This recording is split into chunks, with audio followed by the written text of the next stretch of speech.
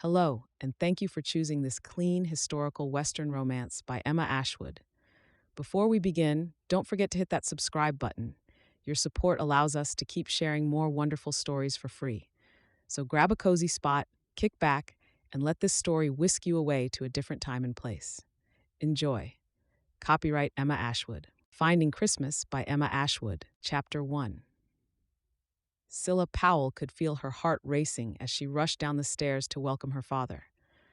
At the age of 12, her father was her whole life. He hung his hat and was about to take off his coat when he saw Cilla darting towards him. Her father's handsome face lit up with a smile even as he opened his arms to welcome her. Cilla didn't hesitate. She rushed into his waiting arms. He smelled of cherry-boiled sweets and tobacco. Cilla thought as she buried her head in his chest. "Is my girl ready for Christmas?" her father asked with a broad smile. Cilla glanced towards the living room where the Christmas tree stood. She nodded with a beaming grin. Always. Her father's laughter warmed the house, even as the fire crackled in the hearth. He set Cilla down and took her hand to lead her to the living room. The scent of cinnamon and apple pie drifted through the room as their mother joined them. "Hello, dear, dinner is almost ready," her mother said after giving her husband a chaste kiss on the cheek. Cilla loved watching her parents together. They reminded her of the fairy tales she read before she slept at night. They had a way of looking at each other as if no one else in the world existed. Some might feel excluded from the love they shared, but Cilla had never felt that way. She knew that she was a product of that indestructible love and had never felt more loved than when her parents turned to her with a shared smile. "Can I, Father?" Cilla all but begged before she glanced at the Christmas tree again. Beneath the tree was a variety of gifts. Cilla knew most of them would be for her. She also knew that she was expected to wait until Christmas morning before she was allowed to open her gifts. Her father chuckled as he glanced at his wife. "What do you think, dear?" Cilla's mother smiled indulgently. "Just one, Cilla." Cilla rushed towards the tree. It had become a Powell family tradition to allow Cilla to open one gift before Christmas Day. On most years, she chose the biggest gift under the tree to open on Christmas Eve, but tonight she had her eye on a small box that had been wrapped and then tied with a beautiful gold ribbon. She picked it up and carefully untied the ribbon while her parents watched from close by. Once the ribbon was undone, she opened the box and felt her heart skip a beat when she caught sight of the gift inside. "A brooch," Cilla cried out. Her mother laughed as she moved to her side. "Your father and I think that you're old enough to start your own collection of finer possessions. This will be the first in your collection." Cilla shook her head, reveling in the delight of her gift. It was small, but the gold sparkled in the light from the flames of the fireplace. The brooch had been sculpted in the shape of a bird, with a small blue gem dotting the eye. "Mother, father, it's beautiful." Her father kneeled beside her as he used the brooch to secure her scarf. "Your mother and I know that we won't always be together. One day you'll grow up and fly the nest. We thought that when that day comes, this will remind you of us whenever you look at it." Cilla's heart swelled in her chest. "It's perfect, Father." "Do you know why Christmas is my favorite time of year?" Cilla's mother asked from her place at the hearth. "Why?" Cilla asked curiously. As a naive 12-year-old, Christmas was her favorite time of year because it meant gifts, warm cocoa, and the house beautifully decorated in its entirety for the season. Her mother's smile softened. "Because I get to share it with you. It reminds me every year how grateful I am to have both of you in my life." Cilla smiled as her father moved towards her mother. He wrapped an arm around her shoulder, and although not a single word was said, Cilla could feel the love between them. When she was younger, she had always wished for a sibling, but as she grew older, she had come to understand that she would always be an only child. One night, she had overheard her parents talking about the challenge they had faced when trying for another child. She could still remember how her parents had expressed their gratitude over having her. Although they yearned for a bigger family, they were content, the family of 3. "Can we sit down to dinner now? Cook has been fussing over dinner all day long," her mother announced. Cilla nodded, even as she touched her brooch once more. I'm ready. Maple glazed ham? Her father asked as they made their way through the living room to the dining room. The dining room had high ensconced ceilings and heavy drapes at the windows. The table was of polished oak and had been imported from England. Just like everything else in the Powell home, it was not only immaculately cared for, but of remarkably high quality. The Powells were akin to Philadelphia royalty, which showed in their beautiful brownstone mansion.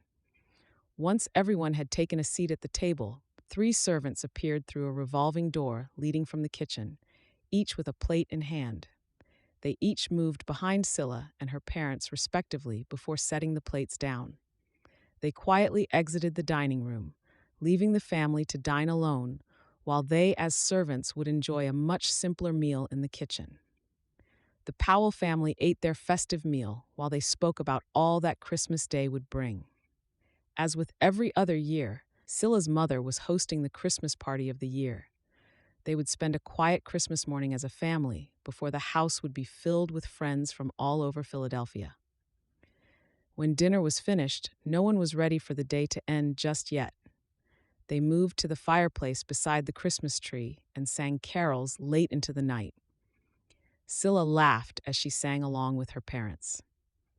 By the time it was time to turn in, Cilla was exhausted but already eager for tomorrow to begin. As with every other Christmas, this Christmas was bound to be just as magical. Chapter 2. Cilla stood in front of the large door, feeling the tears lodge in her throat. It wasn't supposed to be like this. She was supposed to be in Boston, where they were supposed to be putting up the Christmas tree and decorating the house. Instead, she stood in front of a house she had never seen before in her short life, facing the prospect of a life with 2 perfect strangers. The man beside her lay a reassuring hand on her shoulder. This is for the best, Cilla. I know you might not understand that now, but Mr. and Mrs. Simpson have been kind enough to take you in. Cilla nodded. Gratitude was the last thought on her mind right now. Only 4 days ago, she had been at home with the housekeeper when a man had come by the house to bring news that destroyed life as she knew it. Her parents had been on their way home when they had been swept off the road after an overflowing river had breached its banks. Neither her parents, the Christmas tree, nor the coach had made it home. For the last few days, she had wandered the empty rooms of their large mansion in Philadelphia. Yesterday, she had stood beside her parents' graves, feeling as if it was a dream she had yet to wake up from. But this morning, when the attorney arrived to take her to Boston, Cilla realized it wasn't a dream at all. She was orphaned at the early age of 13, spare a few days, and now she had left everything she knew and loved in Philadelphia to live with an aunt and uncle in Boston. She sniffed back the tears before her hand instinctively touched the brooch on her scarf. Her heart ached even more, knowing that it had not been considered that Cilla would have to flee the nest so soon after receiving it only a year ago. The door opened to reveal an elderly woman. Her eyes reminded Cilla of those of a crow, and her hunched back had Cilla straighten hers instinctively. "You must be the girl," she said without even bothering to greet Cilla. "Mr. Powell is expecting us," the lawyer said firmly from his position beside Cilla. It felt wrong to hear anyone go by the same name as her father, Cilla thought briefly. The old lady nodded before letting them in. The house wasn't anything like the beautiful home in which Cilla had been raised. It smelled of dust and smoke and boasted none of the beautiful furniture of Cilla's childhood home. They were led through a dark corridor into an office. At first, Cilla had thought there had to be a mistake. The man who had been by her side since the funeral to arrange for her new life had assured her that her father's brother would be a kind man and that Cilla would have a charming life in Boston. The man who sat behind the desk was fat and bald and looked nothing like her father. Instead of the warm brown eyes of her father, this man's eyes were small and beady, and his grin was missing a few teeth. "Ah, Cilla," the man said as he stumped out his cigar. "Welcome to Boston." Cilla attempted a smile, but it didn't reach her eyes. She couldn't help but feel anxious for her life in Boston, a life without her parents. The men talked in hushed voices over by the desk while Cilla moved to the window. She glanced outside at the snow falling, realizing that this would have been the day on which her family would have put up the Christmas tree. She looked around the office and saw no sign of the season festivities at all. Not even the foyer or the living room they had moved through had been decorated. "Cilla, will you join us, please?" the lawyer asked. Cilla moved to them and took a seat across from the man that would be her guardian for the next few years. The men shared a look before Mr. Powell, or Craig as the lawyer referred to him, turned to Cilla with a smile that made her blood churn.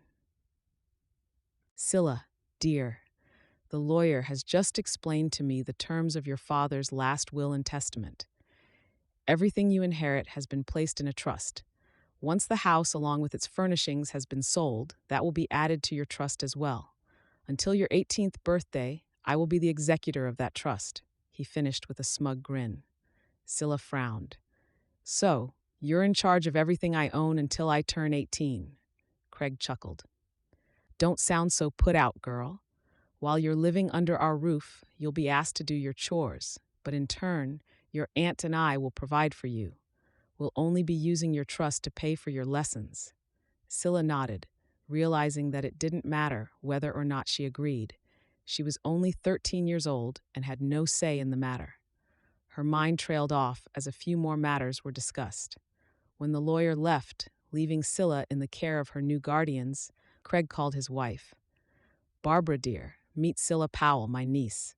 Barbara was stick-thin, her black hair sticking to her head, even as her eyes trailed up and down Cilla's young frame.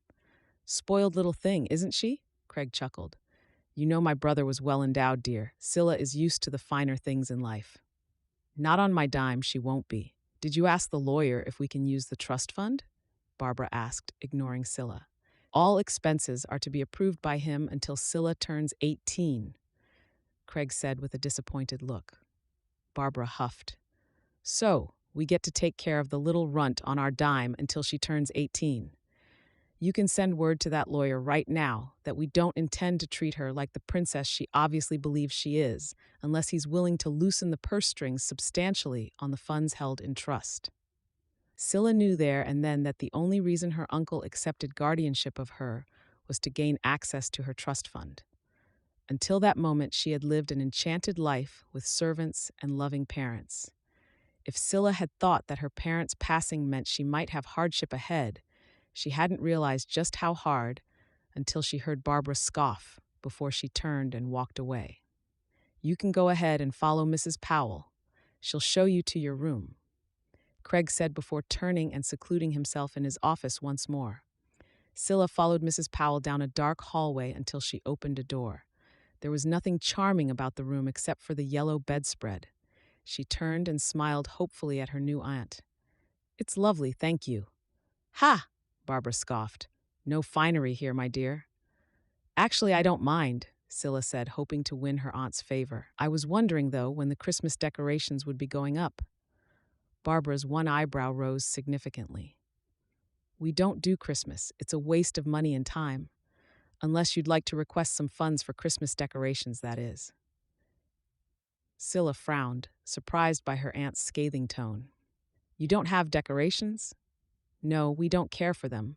I don't know if you noticed, but we don't have a small posse of servants, apart from the housekeeper. It's just me, and I don't intend to spend the next month dusting decorations that I don't care for. You'll get used to it soon enough." Barbara glanced at Cilla one last time before she closed the door. Cilla looked around the small room and realized with such clarity how charmed her life had been until that moment.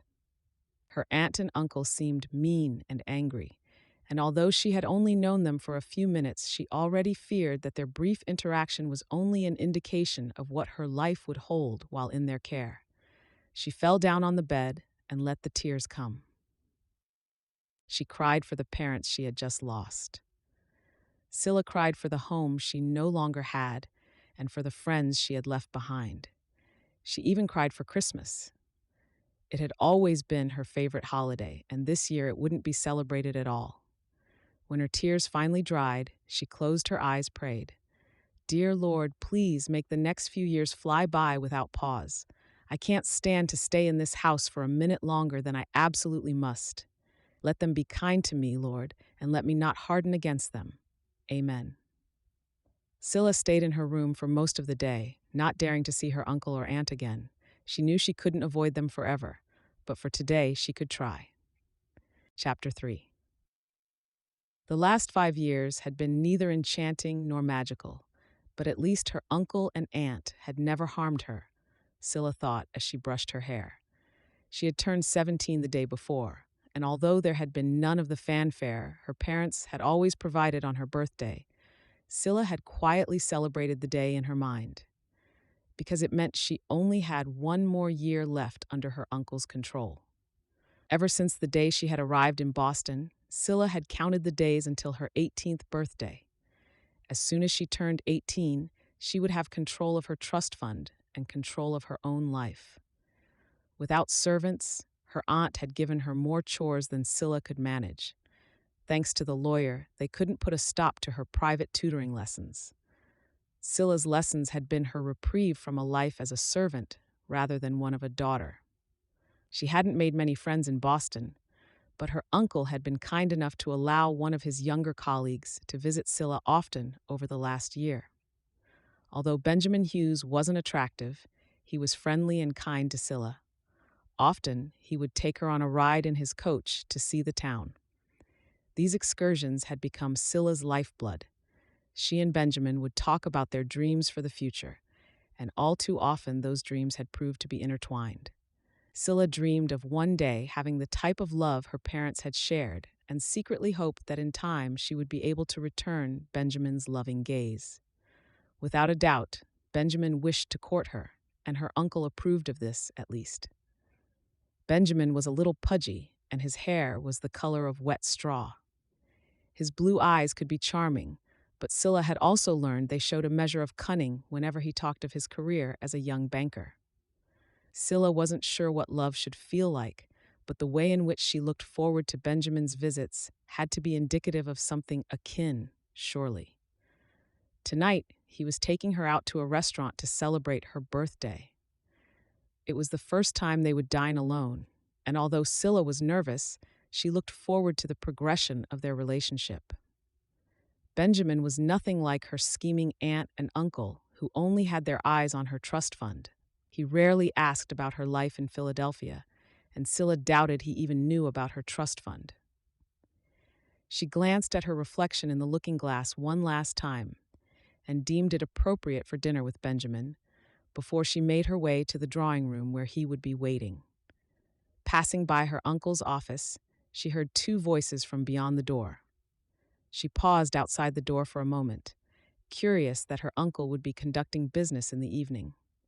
It was then that she recognized Benjamin's voice.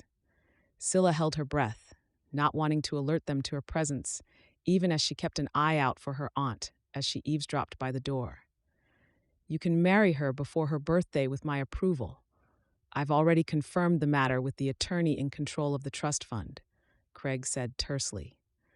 "I really hope you're right, Craig. I'll turn up the heat on our courtship. Make sure she falls in love with me before then." Benjamin's voice rang true. "Good, you do that then. She already looks forward to your visits, so tonight you might want to make clear your intention to court. That way she'll turn away any other suitors. She's an attractive girl, and I've kept the wolves at bay until now, but our time is running out. We've got a little less than a year if we plan for this to work." "I'll make it work," Benjamin said firmly. "With her trust fund in my control, I'll never have to worry about money ever again. You just remember our deal." He 50%. "As soon as the ink dries on your wedding contract, I'm entitled to 50%. 50% will still make you a wealthy man," Craig said in a hushed tone. Cilla felt the blood drain from her face as the conversation continued along the same lines. Benjamin had never been interested in her. He didn't even care for her. Benjamin's interest in her had been honed by her uncle dangling her trust fund before him. She stepped back, unable to believe the deceit she had been laboring under. Not only had her uncle made her work like a slave for the last 5 years, but now he was planning on digging his claws into her life even further by securing her a husband whom he could control. "I don't care if you don't love her. You'll love her money," Craig boomed. Cilla bit back the tears, realizing she would never be able to escape her uncle's scathing ways if she went through with the marriage to Benjamin. She turned on her heel and rushed towards her room, where she slammed the door behind her. She drew in a few deep breaths and realized that she couldn't let on that she knew what the two conniving men were up to. Instead of being overwrought by their deceit, she should be grateful that she had learned about it now before it was too late. She considered claiming to be ill to avoid going out with Benjamin tonight, but realized that would just make them suspicious. She had been looking forward to dinner with Benjamin for the last few days. If she wanted to protect her interests, she had to pretend to like Benjamin and follow through on their plan, at least until she had another plan. Cilla took a few moments to gather her wits and soothe her puffy eyes before she made her way downstairs. When she walked into the drawing room to join her uncle, aunt, and Benjamin, it was in the knowledge that they were no longer the only cunning people in the house. She had never appreciated deceit, but in that moment, Cilla realized that deceit was the only means to take control of her life. She forced a beaming smile onto her face, even as she seethed with anger when her gaze fell on Benjamin. "Benjamin, how lovely to see you," Cilla preened as she walked to him and held out her hand for him to kiss in greeting. "Cilla, you look lovely as always. Shall we go dazzle the society of Boston with your beauty?" Cilla laughed softly. "You're too kind. Good evening to you, Uncle Craig and Aunt Barbara." Cilla smiled as she accepted Benjamin's hand, steering her by the elbow out of the room. Before they left, she didn't miss the look that passed between Benjamin and her uncle, a quiet promise to deceive Cilla until she had nothing to her name. Cilla straightened her back, promising herself that they would be the ones with nothing to their name. First, she had to find a way to escape her uncle's control and Benjamin's plans to make her his wife. Chapter 4. Stetson Roberts pulled on the reins of his steed as he guided the cattle into the pen. Sweat beaded his forehead, regardless of the cold temperatures, even as a smile spread on his mouth. "That's it for today, boys," he called out, waving his hat to the men he had hired for the day. "Thanks, boss," one or two called out before they turned their horses and headed into town. Stetson knew that within an hour they would be hammer-headed from the strong ale sold at the saloon in town, but that wasn't his problem. The only care he had in the world was before him. He slowly led his horse back to the homestead. Whenever the small cabin and barn came into sight, his heart galloped with the disbelief that it was all his. Often he struggled to believe that he had achieved his dream. After losing his parents at an early age, Stetson had worked from ranch to ranch and season to season for more than 10 years. He had learned everything there was to learn about cattle until he had finally saved up enough to take the biggest gamble of his life. He applied for a small piece of land under the Homestead Act of 1862. Although Stetson knew that he still qualified at the age of 24, he still didn't think there were enough grants available to satisfy the many applications. He had received his grant a year ago and had used all his savings to cover the filing fee, buy a few cattle, and build a cabin. For the last year, he hadn't worked another man's cattle, but only his own. His operation was still small, especially in comparison to the larger ranches in the area, but Stetson knew that it would take time to achieve that level of success. For now, he had everything he needed. He had 100 head of cattle, a warm cabin in which to rest his head on cold nights, and challenging work to occupy him during the days. Once his horse was unsaddled, he turned it out for the night before he walked to the cabin. Stetson could still remember how the men in town had mumbled when Stetson had built a 4-bedroom cabin more than a year ago. They had grumbled over the cost and waste of space, but Stetson hadn't backed off from his dream. Because one day he hoped to fill that cabin with laughter, love, and the pitter-patter of little feet. Having lost his own family at such an early age, Stetson lived for the prospect of having a family in the future. He kicked the snow off his boots and stepped into the cabin. Glancing around the large space, he realized it had become lonely of late. With the ranch doing well and Stetson earning enough to hire men on the days he needed to move cattle, he had a little more time on his hands. On nights like tonight, when he walked into the cabin, he couldn't help but wish he had someone waiting for him, someone who would ask him how his day was, someone with whom to share his concerns and achievements. He didn't mind the challenging work or the long hours, but he was starting to dread the loneliness. His homestead was 4 miles from the nearest town. 4 miles was a long way to travel for some company after a day of demanding work. Standing by the window, he noticed a holly bush in the distance and let out a sigh. Stetson could still remember how wonderful Christmas had been when his parents had still been alive. It had been a month of joy, love, and celebration. Without anyone to share it with, Stetson hardly celebrated the holiday at all. It didn't make sense to put up a tree just for himself, or to buy himself gifts, or prepare a festive meal just for one. Instead, it passed like any other day. But one day, Stetson hoped to have someone with whom to share Christmas again. For a moment, he considered going into town for company, but decided against it. The only company he would find in town would be the ranch hands at the saloon. Stetson was after a softer companion, a woman who could ease the burdens of a hard life, a lady who could bring warmth into his home. Although he had kept his eye open for such a lady over the last few years, Stetson had yet to find her. In the West, there wasn't much of anything. Educated, charming, and smart ladies to court, even less so. A sigh escaped him as he started dinner, a hearty stew to warm the heart and feed his spirits. As he stirred the browning meat on the stove, he found himself humming a Christmas carol, one that his mother had taught him when he was just a little boy. He found himself thinking of the Christmas wishes he had made as a child, wishes for new toys, candy, and a faster horse. As a young man with a ranch and a herd of cattle to care for, his dreams had changed over the years. Last year, his wish had been for rain. But this year, his wish wasn't related to the ranch or the cattle at all. Instead, Stetson smiled as he thought of his Christmas wish. This year, Stetson's wish was for love. Love of the truest kind. The everlasting type of love that would last a lifetime. He knew the wish was far-fetched, but it was his one true desire. Stetson wasn't sure how or if it would come to be, but he vowed in that moment that if he did find that woman, he would cherish her with everything he held dear. Some of his friends had headed north and east for extended stays to find a wife, but Stetson couldn't chance leaving the ranch. If he was not actively living on the land and making improvements, he could lose his claim. The reality of the situation was that the right woman wasn't going to waltz onto his ranch. It didn't matter how many times he wished for true love and companionship. The chances of finding it in the middle of nowhere, Wyoming, were slim to none. Chapter 5.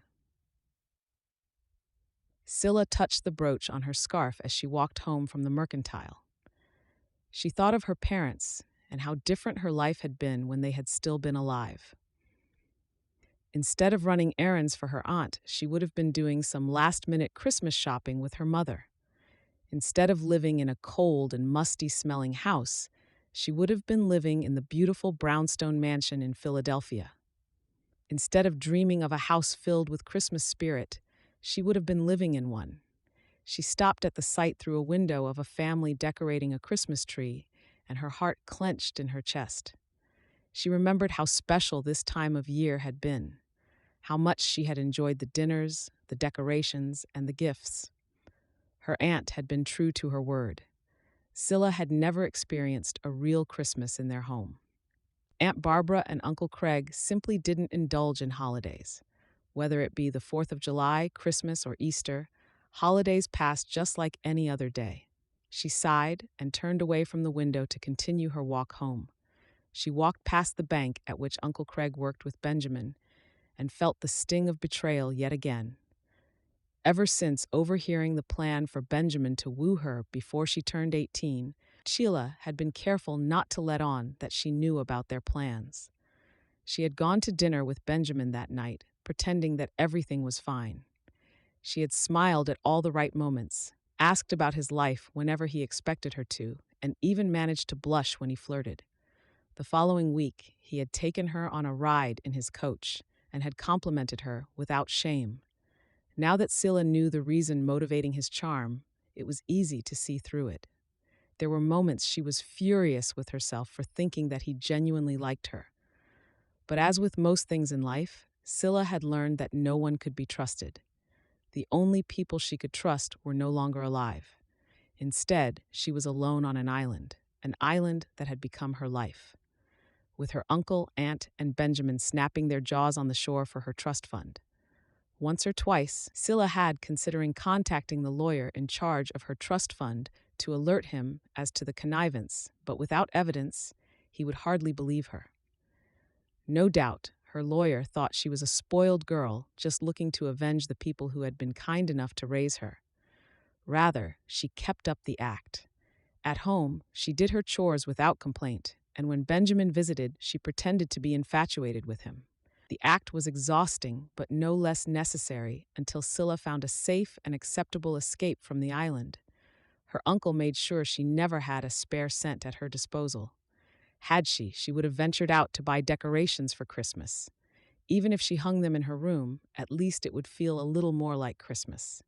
She knew, rather, that this Christmas would be just like the ones before. No special dinner, no decorations, and certainly no gifts. Cilla often wondered why her aunt and uncle were so bitter or cold towards her, but in those moments she reminded herself that she could have been sent to an orphanage. Regardless of having their eye on her trust fund, they had given her a home over the last few years. But that had to change before she turned 18. She reminded herself as she approached their house. She had less than 11 months to find a new life, a way to take charge of her trust fund, and a way to slip out from under Uncle Craig's control. She drew in a deep breath before she opened the door. She said a prayer for strength, a prayer for hope, and a prayer for guidance. In her heart, Cilla knew that if anyone could find a way out of her current situation, it would be the Lord. Her mother had instilled a keen sense of faith in her, and although her aunt and uncle didn't share her strong faith, Cilla had clung to it ever since her first day in their house. She opened the door and stepped inside, pushing thoughts of the future aside. Patience was a virtue, and Cilla knew that if she wanted to escape, she needed to persevere until the Lord gave her guidance. Chapter 6. Stetson made a point of going to the small chapel in town on Sunday mornings. The preacher was an old man who often preached the congregants to sleep. The pews were dusty and worn, but none of that mattered to Stetson. For him, it was about the message and about the company of people who celebrated their faith in the same way as he did. That morning he had been up early to carry out all the chores before riding into town. The preacher's sermon wasn't too long on account of a bad storm moving in. When the service was complete, the congregation were all in a hurry to get home before the storm hit. Stetson stood outside watching the gathering clouds. Snow had yet to fall in Noel Creek, but Stetson knew that brisk winds and sleet could be just as horrible when it came to life on the range. The winds picked up speed and the ice slicing the skin with frost. "Stetson, why do I feel you have more on your mind this morning than just the weather?" the preacher asked by his side. "Preacher Jack," Stetson said, holding out his hand for a shake. "Good sermon this morning." "Thank you," the preacher said with a smile. "It's hard to keep their attention when everyone's eyes are on the weather outside." "Our first storm for the winter," Stetson murmured thoughtfully. "As I said, I don't think that's what's on your mind," the preacher said humbly. Stetson turned to the man who had been his pillar of faith and hope since settling in the small ranching community. "You're right, it isn't. Why don't you come back for coffee and tell me what is then?" the preacher invited before leading Stetson through the church and into the small cabin out back. Stetson took off his hat and sat down as the preacher put a fresh pot of coffee on to brew. "How is the ranch? The herd?" the preacher asked, making small talk as he prepared the coffee. "Good. Better than I expected, actually." "That's good to hear." The preacher brought 2 cups to the table and took a seat before meeting Stetson's gaze. "Care to tell me what's on your mind?" Stetson let out a sigh. How did he express his loneliness to a man who had taken a vow of celibacy? It wasn't necessary for preachers to be celibate, but Stetson knew that their preacher had sworn off all distractions that would take him from his path of faith. "Don't count your words, Stetson. Come on, tell me," the preacher prodded gently. Stetson met his curious look and nodded. "It's just that. I lost my family when I was young, and now." Stetson continued to tell the preacher about his dreams coming true and his unrequited dreams for a family. By the time he was finished, he couldn't help but feel foolish. He had so much to be grateful for, and yet he wished for more. The preacher nodded with a kind smile. "It's completely natural for a man to become lonely living so far out of town. I can understand that you want a family, especially at this time of year." Stetson nodded. I don't have time to travel north or east to court a girl. Besides, if I do go courting, what if I bring her back here and she hates the ranch?" The preacher chuckled. "Like what happened with old Tom last year?" Stetson nodded with a grin. "I felt terrible for the poor man. He was so excited to bring his wife home, only to have his wedding annulled a month later. This isn't a life many are willing to live." The preacher thought for a moment before he nodded kindly. "It isn't. It's a hard life, without the amenities of the city, but the right woman will appreciate it, just as you do." Stetson let out a wry laugh. "The problem is finding that woman." The preacher shook his head and stood up. He walked over to a small desk and opened a drawer from which he extracted a newspaper. He walked back to Stetson and took a seat. "Heard about this a few towns over a few weeks ago. Seems 2 men in that town quite successfully found themselves wives." Stetson frowned as he accepted the newspaper. He scowled at the name The Matrimonial Times, but turned the page. He was surprised to see that men from all over the West had placed advertisements for companionship. "What is this?" The preacher chuckled. "At first I thought it an abomination, but after I started reading it, I thought it quite ingenious. These men place their names in this newspaper, and women from all over the country can read it. If they find a man they take an interest in, and they correspond with him through letters. More than a few engagements have taken place because of this. Mail-order brides are what they're calling it in the West." Stetson was about to shove the newspaper aside. The thought of having a stranger write to him was not how he imagined courting at all, but then he realized that coming from the preacher, this had to be a sign. "So you're saying I should place an advertisement?" The preacher chuckled. "Stetson, nothing may come of it, but what if something does? You're a good man. You don't spend your profits at the saloon. You don't go searching for trouble, and you're honest in your dealings from what I hear. I think you'd made a good pa and husband. If this is the way to find a wife to make that happen, who are we to argue?" "Do you think this is the right way? I mean, in the eyes of the Lord?" Stetson asked carefully. The preacher nodded. "I believe that the Lord wouldn't make us capable of anything if he didn't intend to use it in his favor. This might seem foreign to us, but perhaps it's the Lord's way of connecting 2 lonely souls." Stetson thought for a long moment, unable to fathom placing an advertisement for a wife. But as he thought of the preacher's words, he realized that he was right. Making Christmas wishes wasn't going to find him a wife, but perhaps if he took the first step and placed an advertisement, God might cause the right lady to see it at the right time. A smile curved his mouth when he met the preacher's gaze. "Do you have a pen and paper?" The preacher laughed as he moved back to the desk. "Thought you'd never ask." Stetson wrote a brief description of himself, his future dreams, and what he was looking for in a wife before pushing it towards the preacher. "What do you think?" The preacher nodded his approval as he read. When he was finally finished, he met Stetson's waiting gaze with a broad smile. "I think this is perfect. Now we will pray for the Lord's blessing, and if it's his will, your future wife will find you through this advertisement." Stetson was a little doubtful, but he quickly remembered how doubtful he had been about receiving the homestead grant. He bowed his head in prayer and waited for the preacher to pray. "Dear Lord, we ask you to bless these words that Stetson has just written. Let it bring him love and the joy he hopes for the future. Bless his future wife, and let her read these words with an open heart.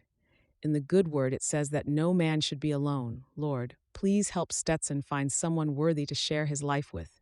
Give him patience and faith to trust in your work. Amen. Stetson smiled at the preacher with a hopeful look. I guess all I need now is to be patient. The preacher chuckled. And to post this to the Matrimonial Times. Stetson gathered the letter and thanked the preacher for the coffee before heading down the thoroughfare to the post office. He wouldn't be about town for a couple of weeks and wanted to post the letter before he changed his mind about it. When he finally took the road out of town, the wind was blustering icily. He lowered his hat against the cold, even as he wondered if he had just acted as foolishly as he ever had, or perhaps most brilliantly. Chapter 7. On the morning of Christmas Eve, Cilla was grateful that her friend Claire had come to pay a visit. She had met Claire shortly after arriving in Boston, and although they hardly ever saw each other due to Uncle Craig and Aunt Barbara's watchful eye, they visited whenever they had a chance. Claire lived just down the road and quickly stepped inside when Cilla opened the door. It's a mess out there. Whatever you do, stay inside. Claire laughed even as she shook the snow off her coat. Cilla laughed happily. Although there wasn't a Christmas decoration in sight or even a tree with gifts beneath it, having Claire visit was the best gift of all. Her aunt and uncle had gone out to run errands, which meant that except for the housekeeper lurking about, they could visit alone. Claire, I'm so glad you came, Cilla said, hugging her friend. Claire nodded. I had to, didn't I? The last few times I came by, you seemed sad. Cilla sighed. Come, let's go visit in the parlor. Aunt Barbara and Uncle Craig are out for the morning. And the crow? Claire asked, glancing around for the housekeeper. Cilla laughed. In the kitchen. Come on. Together they headed to the parlor. The fire was happily crackling in the hearth, warming the entire room. Cilla glanced at the spot beside the fireplace where her mother would have put the Christmas tree. Sorrow overwhelmed her, but she quickly pushed it away before turning to her friend. What brings you by? Claire cocked a brow. Right, so. She moved closer and lowered her voice into a hushed whisper. I've been thinking about what you told me about your uncle and Benjamin. Cilla's eyes darted around the room, making sure they were alone. Claire, I told you we can never speak of that. If they knew, I knew. They won't. They're not here. Besides, we're not going to speak of it. Rather, we're going to remedy it, Claire declared triumphantly, pulling out a newspaper cutting. Look at this. Cilla accepted and read the cutting. Lonely rancher looking for love. Stetson Roberts is 25 years of age and is looking for someone with whom to share his life. A rancher with a herd of cattle, Stetson lives on the plains of Wyoming and isn't afraid of demanding work. Stetson is seeking a lady who wouldn't mind the ranch life or the extreme temperatures of the West. He is looking for a delicate flower who will be able to stand her ground. If you are kind, caring, smart, and hope to have a family of your own, this handsome rancher is waiting on your correspondence. Cilla shook her head as she looked at her friend. Claire, what is this? Claire chuckled. It's an advertisement I found in the Matrimonial Times. It's a newspaper filled with advertisements placed by men in the West looking for love. Why are you giving it to me? Cilla asked, holding it out for Claire to take. Claire pushed it back and shook her head. Cilla, you're terribly unhappy. Your uncle won't let you have a coming-out ball, and without it, you're not going to meet any new suitors. At this moment, you have a choice between staying in Boston and becoming Benjamin's wife, giving him and your uncle control of your trust, or marrying a stranger and taking control of your own life. Claire paused, as if giving Cilla a chance to process the words. Cilla, if you marry someone else, your uncle can't take control of your trust. Cilla thought for a moment. Apart from the fact that her friend was suggesting marrying a complete stranger, it meant starting over yet again. Claire, even if this could work, Uncle Craig needs to approve the person I marry if I'm not yet 18 years of age. No, he doesn't, Claire announced triumphantly. I spoke with Father. 7%. Her father was one of the most respected lawyers in Boston. He said that the lawyer in charge of your trust fund can approve your marriage as well. Since he's the one who awarded your uncle guardianship, he can grant you permission to marry. Cilla felt her knees grow numb. She moved to a chair and sat down, shaking her head. So you're saying I can marry a stranger with permission from my father's lawyer, and then the trust is mine? Yes, Claire announced in a hushed voice as she kneeled before her friend. You don't even have to tell your husband about your trust fund. We both know if men know there is a dowry, they turn on the charm. This way you can correspond with this rancher and decide for yourself if this is the better of two evils. I know it sounds ludicrous, Cilla, but when I read this advertisement, I thought of you instantly. It's as if some higher power made me cut it out and bring it to you. Cilla chuckled. Some higher power? Fine, I'll say it then. Fate, God, or your fairy godmother, one of them was sitting on my shoulder. Claire laughed. Cilla, just write to him. You have nothing to lose. You might not even get a letter back. But what if you do? What if you do and he's simply amazing? What if this man is the family you've been dreaming of since losing your parents? Cilla looked down at the slip of paper and let out a sigh. I don't know, Claire. This seems too whimsical. So many things can go wrong. He can lie, for one. Claire nodded. He can, but what if he doesn't? Just think about it. You don't have to do it now. Just promise me you'll think about it. I can't stand the thought of seeing you this unhappy forever. You'll be a banker's wife with not a penny to her name because your husband stole it all. Claire let the words trail off, allowing the reality to sink in. Cilla was about to say something when the door opened and her uncle and aunt walked in. Claire jumped away and took her place by the fire, giving a Cilla look that begged her consideration. Cilla tucked the paper into her pocket and stood up to welcome her aunt and uncle. Claire? Aunt Barbara said in a tone even more chilly than the wind that gusted into the foyer. What are you doing here? Aren't you supposed to be home getting ready for Christmas Eve dinner, lunch, or whatever you want to call it? Claire nodded, the vision of respect. Of course. I just stopped by to wish Cilla a Merry Christmas. Cilla watched her aunt stiffen. No one knew better than Claire how much her uncle and aunt detested the holidays. Very well then, off you go, Aunt Barbara dismissed her stiffly. Merry Christmas, Cilla, Claire said warmly before she left with a pleading look. Foolish people celebrate foolish holidays, Cilla. It would be best if you didn't spend time with that girl anymore, Uncle Craig said as soon as Claire closed the door. Cilla nodded, knowing any argument would be unacceptable. Have you cleaned the silver yet? Sitting here like the lady of the manor, no less, her aunt said in a scathing tone. You do realize I'm the lady of this house. Ever since learning of her uncle and Benjamin's plan to get their hands on her trust fund, Cilla struggled to contain her anger at their deceit. She swallowed back the acid in her voice and smiled sweetly at her aunt. I managed to finish it before Claire came by. Was there anything else you wanted me to do for you today? Yes, her aunt nodded matter-of-factly. The housekeeper decided to indulge in the foolishness of the festivities this year. You're on dinner duty for the next 3 days. Do make something edible, would you? Cilla smiled sweetly, wondering if arsenic was edible. One year, she promised herself as she headed to the kitchen to start on dinner. She had less than a year before she would be out of their clutches. 1 year to find a way to escape.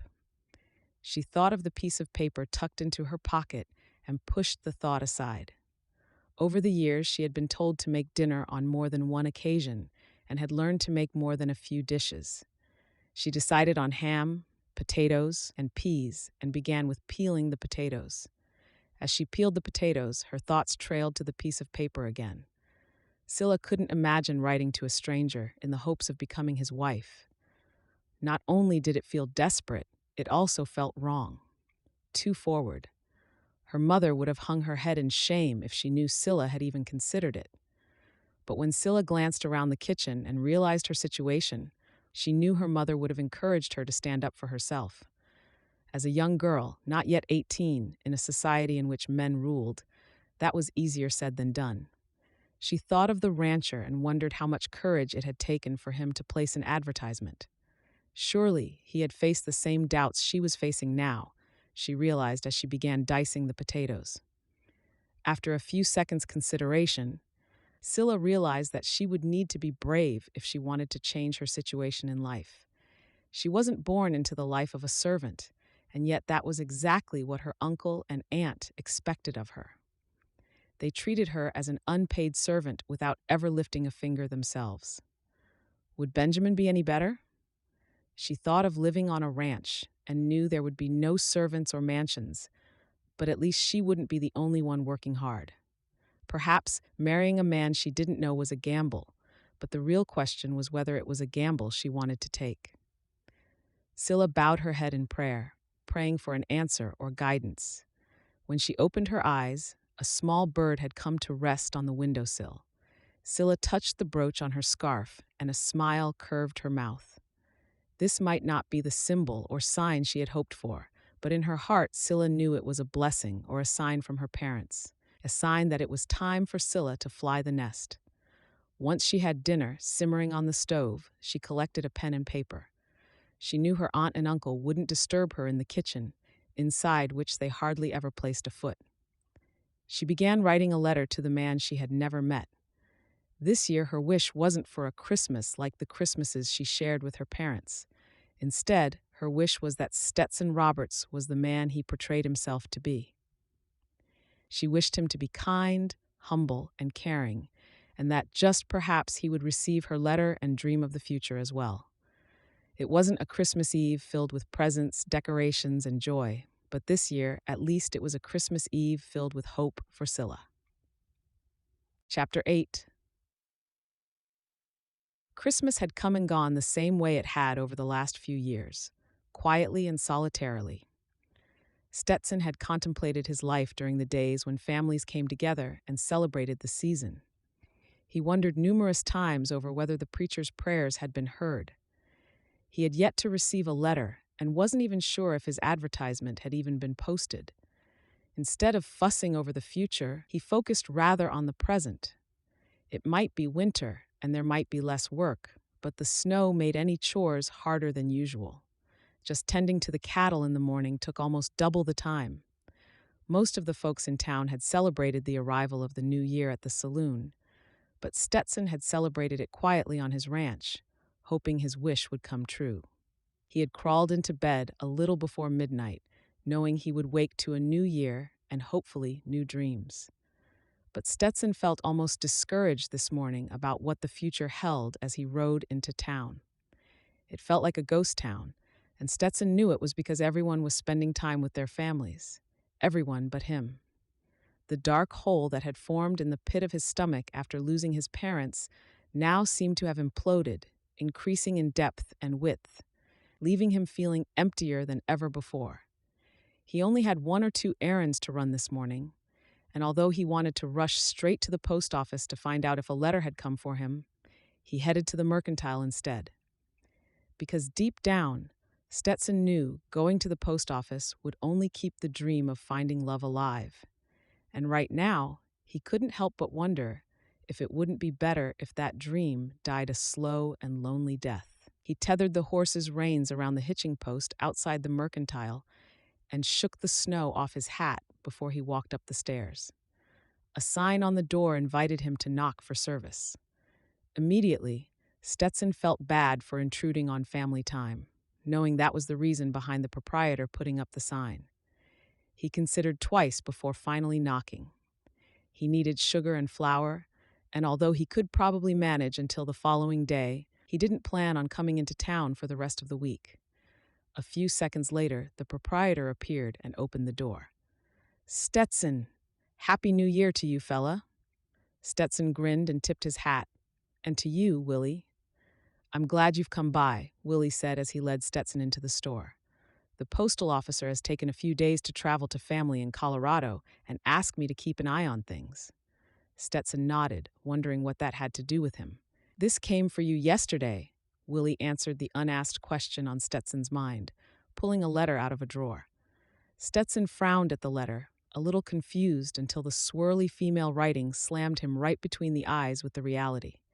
He turned the letter over and read the postmark to be from Boston. "You seem surprised or relieved, I'm not sure," Willie said, with a curious smile. Although Willie was the man who could procure anything from across the country, he also suffered from incurable curiosity. "I'll let you know once I've read it," Stetson said, shoving the letter into his pocket. "I need 2 candles, a pound of flour, and sugar, and any ham you might still have. Willie looked a little put out that he wasn't revealing the nature of his letter. He nodded and began gathering the items, even as Stetson named a few more. By the time Stetson walked out of the mercantile and had packed everything in his saddlebags, he wondered if it was possible for a letter to burn a hole in his pocket before he reached home. He swung into the saddle and called to the horse, eager to get home. About 15 minutes later, he set the untacked horse out in the corral before heading inside. The coals were glowering in the fireplace, and Stetson knew that if he did not want to freeze before nightfall, he'd best stoke it now. He collected a few logs, wondering what the letter held as he placed them on the coals. Once the flames was happily crackling, he took out the letter and sat down beside the fire. He closed his eyes even as he turned his head towards the sky. Lord, please let this be her. Carefully, he opened the letter as if it might hold a rattler. He unfolded the page and drew in a deep breath before he began to read. Dear Mr. Roberts, as I write this letter, it is Christmas Eve. I find myself wishing for someone to share it with. Instead, I spend it with my aunt and uncle, who have been my guardians since I lost my parents when I was 13. Although their kindness and hospitality will always be appreciated, they are vastly different from my parents. On a night like tonight, we would have sat by the tree and enjoyed the frivolities of Christmas. However, tonight there is neither a tree, nor gifts, or even a special dinner. I find myself thinking of the future as my 18th birthday approaches. What do I want from my future? I want a home that is filled with warmth and laughter and love. I want a family who appreciates me even as I appreciate them. I want a husband who is not only kind and caring, but can also be strong and patient when needed. When I read your words, I was hesitant to even consider this endeavor. To be honest, I find it preposterous. How can you truly fall in love through letters alone, or learn another's true nature simply by reading their words?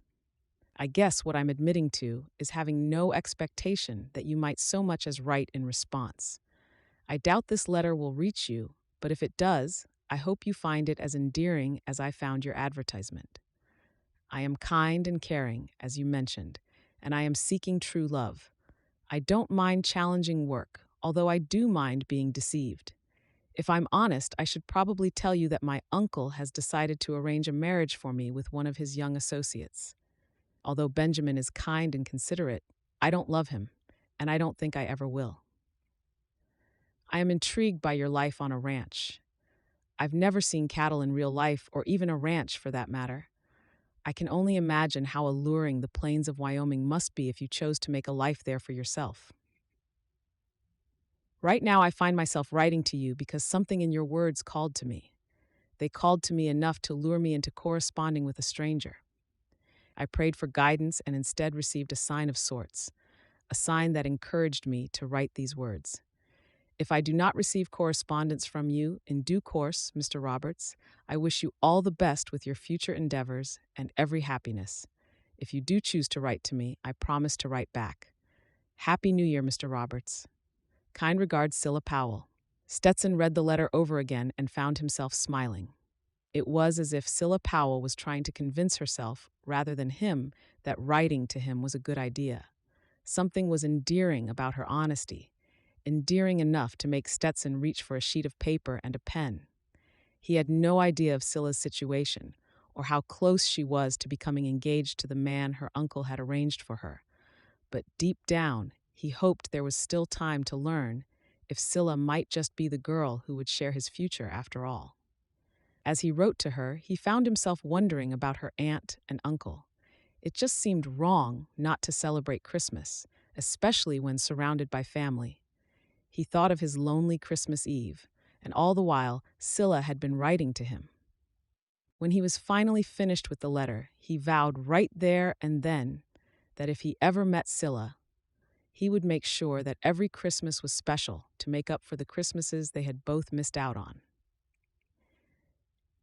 Chapter 9. Cilla had been hopeful of hearing from the rancher in Wyoming for the first 2 weeks after Christmas, but over the last week, she had come to realize how foolish the pursuit had been. She had poured her heart and desires out to a perfect stranger. Even if the letter had reached him, he was probably petrified of writing back to a woman who spoke so freely to someone she didn't know. Instead, she tried to think of another way to outsmart her uncle in his plan to get his hands on her trust fund. Her birthday was a little more than 10 months away, and as the weeks moved on, so did Benjamin's pretense of being in love with her. Cilla had no choice but to fawn over his extravagant gifts of coats, imported chocolates, and even the roses that he had procured from an expensive florist. Cilla didn't even doubt that her uncle was behind the gifts. She could already hear him telling Benjamin to tempt her with those things that she had been accustomed to during her previous and happier life in Philadelphia. What her uncle didn't know was that her parents didn't spoil her, and, had they, she appreciated the thought more than the item. The gifts she received from Benjamin were hollow in comparison. Instead of making her feel special, it made her feel like a pawn in a chess game in which she was an unwilling player. Her uncle, aunt, and Benjamin rather planned the moves, and for now, Cilla had no choice but to play along, just as she would play along tonight. Benjamin had sent word earlier in the day that he would be taking her to the theater that night. Cilla had always wanted to go to the theater, but she wanted to share the experience with someone for whom she cared, not a man who only spent time with her in hopes of getting his hands on her trust fund. Not for the first time, Cilla wished that she didn't have a trust fund at all. Without that considerable sum of money tied to her, she would have been free. And yet Cilla remained grateful to her parents for making provisions for her. Had they not, Cilla didn't want to imagine the life she would have lived at her uncle's hand. She let out a sigh when she heard the brass knocker on the door. Benjamin had arrived. It wasn't appropriate for her to open the door herself, but she knew the housekeeper was in the kitchen, so she headed to the door regardless. She opened the door with her pretend smile in place, only to realize that it wasn't Benjamin at the door, but rather a man from the post office. "This came in late afternoon, miss. Thought I'd stop by and drop it off on my way home." Cilla nodded. "Thank you." He handed her the letter, and her heart skipped a beat. She had tried to forget about Stetson Roberts, and yet he had written to her after all. Celia thanked the man again and closed the door before rushing into the living room. She tore the envelope open and quickly tossed it into the flames. She had already memorized Stetson's address, knowing that she couldn't chance her uncle or aunt finding the letters if her plan was to work. With bated breath, she began reading his words, feeling her heart leap with every new line. "Dear Cilla, firstly, might I compliment you on your name? It's unique in every way. Secondly, I'd like to thank you for your honesty in your previous letter. I am not aware whether you are yet engaged or merely in the throes of courtship with the Benjamin you mentioned, but I'd like to throw my hat in the ring if it will make a difference. I was delighted to hear from you. It pained my heart to imagine you spending Christmas Eve as I did, alone. I don't put up a tree or celebrate the holiday simply because I have no one with whom to share it. Hopefully, next Christmas I will have someone as eager as I am to join in the merriment.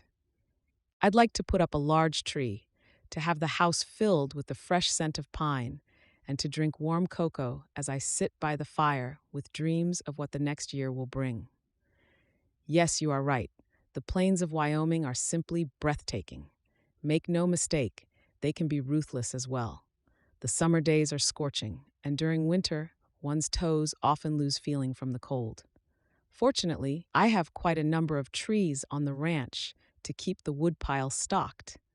As to your mention of the absurdity of writing to a stranger, I completely comprehend. I think you will be surprised to know that it was the preacher who told me of the matrimonial times after I revealed my Christmas wish to him. Now I'll be forever grateful for having met you through that advertisement. Life on the ranch is a little slow at this time of year, but it does pick up again during spring. It is then that we have calving, branding, and auctions, and the days often run long into the night.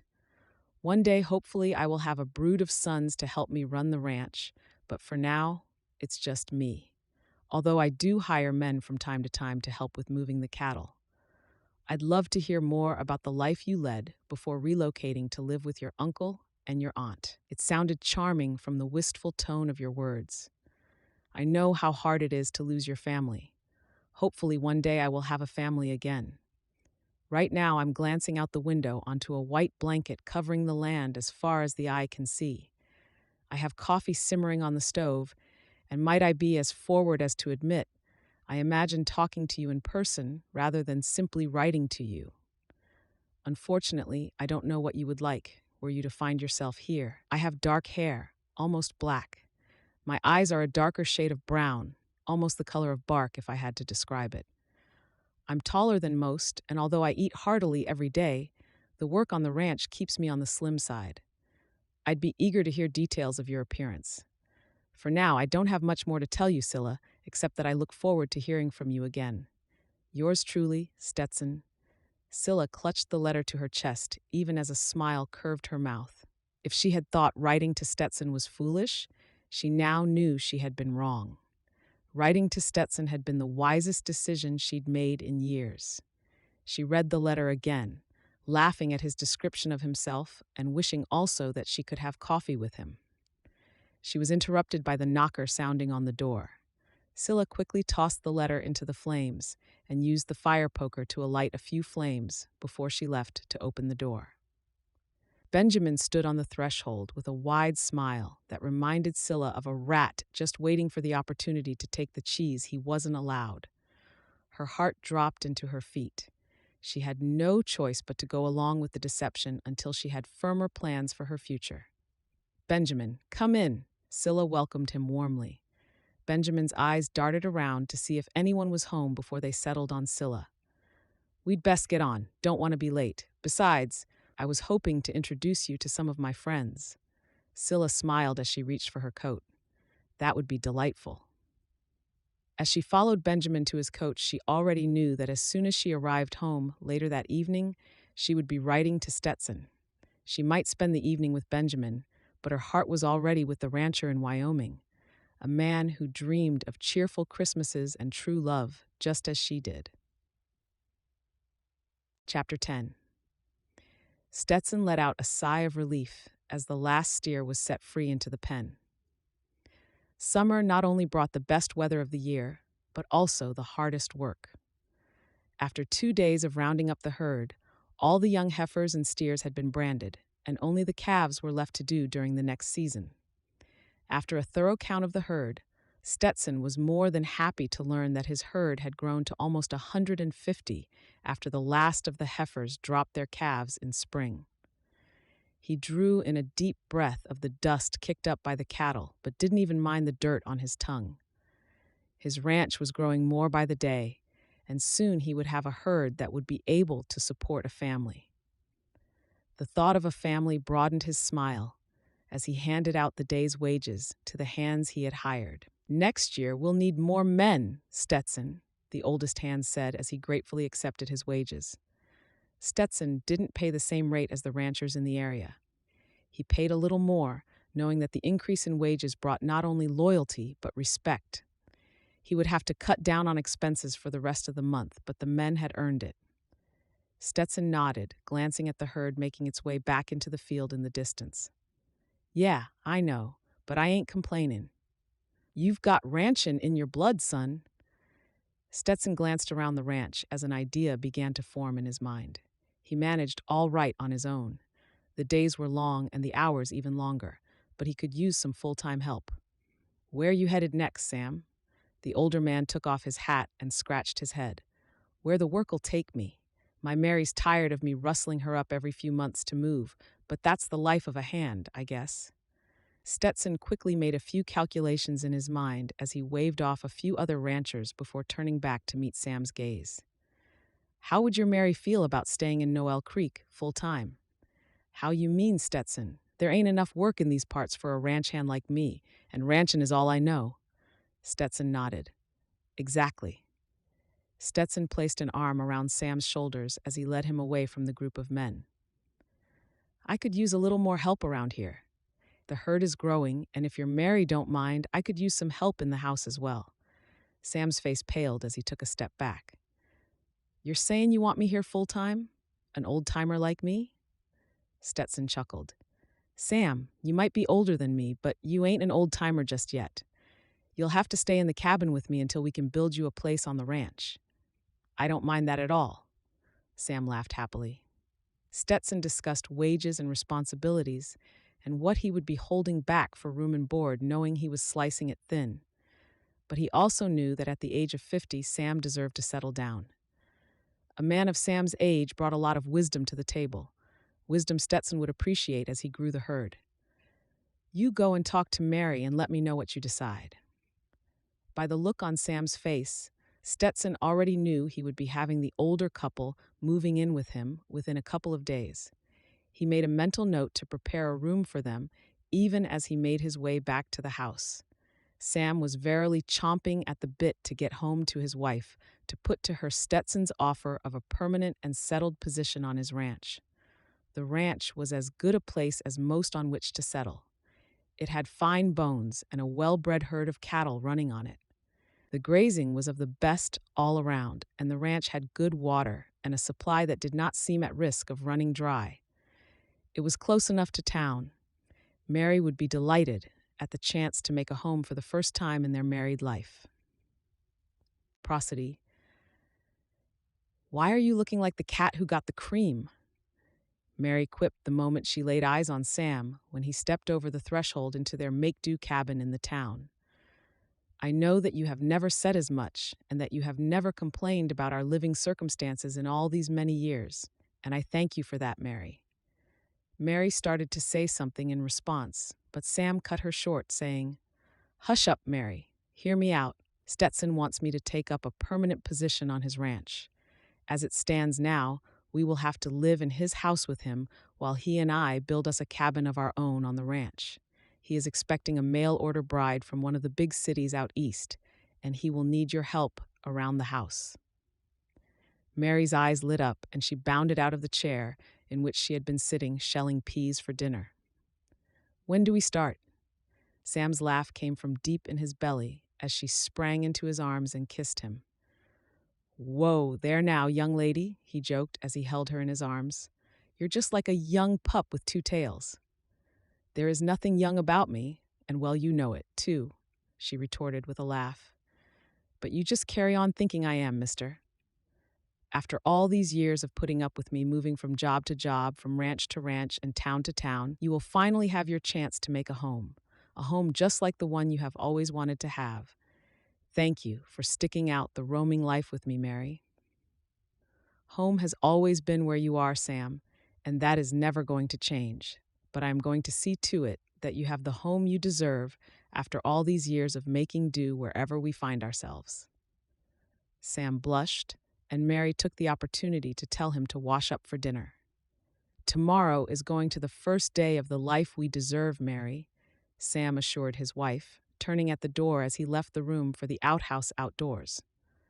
Making his way to fetch water for the house from the pump outside, Sam was still trying to get his head around the fact that after a lifetime on the move, he was finally going to have a place of his own to lay his hat, a home with Mary that they could rightfully call their own. He knew that pride was a sin, but Sam knew that God would forgive him this one infringement at this particular and very pivotal point in his life. As Stetson walked into the cabin, he caught sight of the letters on the mantel. He never would have thought that the preacher's suggestion to find himself a mail-order bride would amount to anything. But after 6 months of corresponding with Cilla Powell, Stetson found himself falling in love. With every letter, he fell a little deeper under the spell of dreams of the future. Although she had yet to turn 18, Stetson found her letters mature and her kindness appealing. She told him about her life in Boston and about her uncle's attempts to wed her off to the young banker. Deep down, he wondered why a girl from the city didn't just settle down with a banker and continue to live the life she was used to. He couldn't help but feel as if she was holding back on something, but he quickly pushed the thought away. He had dreamed of true love since he lost his parents, and he could understand that Cilla preferred a life with a little hardship if it meant having true love. That begged the question, did Stetson love her? It was hard to assess feelings for someone with only an image of them in mind, But when Stetson's heart skipped a beat, he knew the answer. He was head over heels in love with a woman he'd never met, and perhaps it was time to tell her about his affections. He pulled out a pen and a paper and wrote her all about the day he had just had. This time he ended the letter with love instead of kind regards, eager to see her response.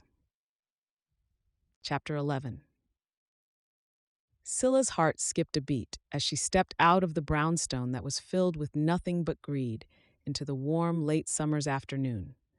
If either her aunt or her uncle was to learn where she was headed, they would go to any length to stop her. She had told them she was off to visit her friend Claire, and although they grumbled, they couldn't stop her.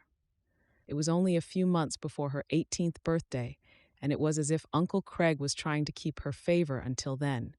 His eyes on the prize, of course. Her trust fund. Cilla hadn't been lying entirely.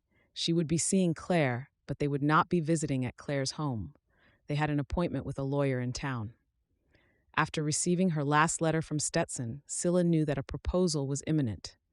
In July, Stetson had signed his letters with love. But in his last letter, received in early August, he had declared his affection for her. Cilla had replied, declaring her affection for him in return.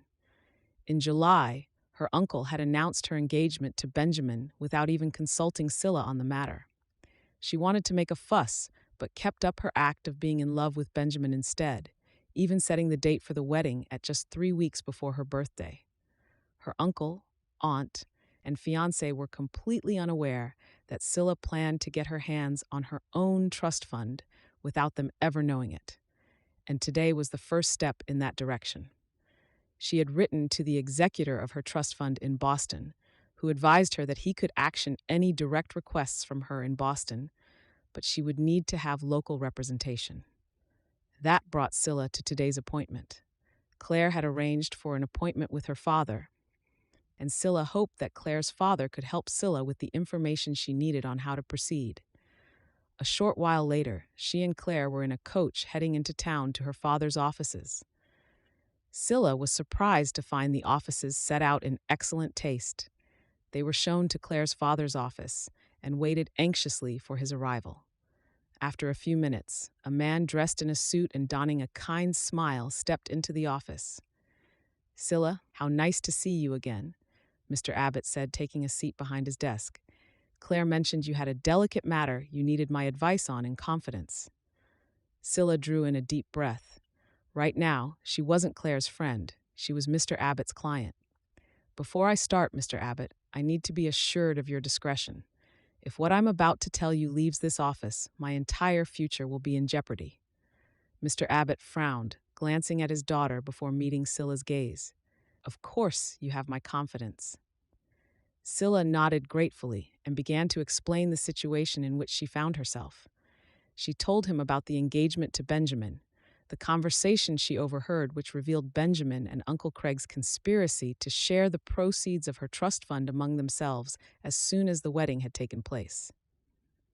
She drew in a deep breath and, drawing on her last ounce of courage, began to reveal to Mr. Abbott her intentions to move west to marry Stetson Roberts. He shook his head on a sigh when Cilla was finally finished. "Well, my dear, it seems you find yourself in a bind. You have your uncle and fiancé in Boston thinking they've got you fooled, and all the while your heart is already in Wyoming." Cilla smiled. "More or less, yes. The reason for my seeing you is that my attorney in Boston has told me that I need representation locally in order to take any action on my own. I guess he needs to be reassured that I'm in my right mind when making decisions. Yes, matters of a trust are always handled through attorneys to make sure no problems exist. This is my question. If I'm to leave for Wyoming and marry Stetson before I'm 18, will I have full control over my trust fund?" Mr. Abbott glanced first at his daughter and then at Cilla. "You can marry him before you turn 18, but that will open the door for your uncle to claim you've abandoned the terms of his guardianship.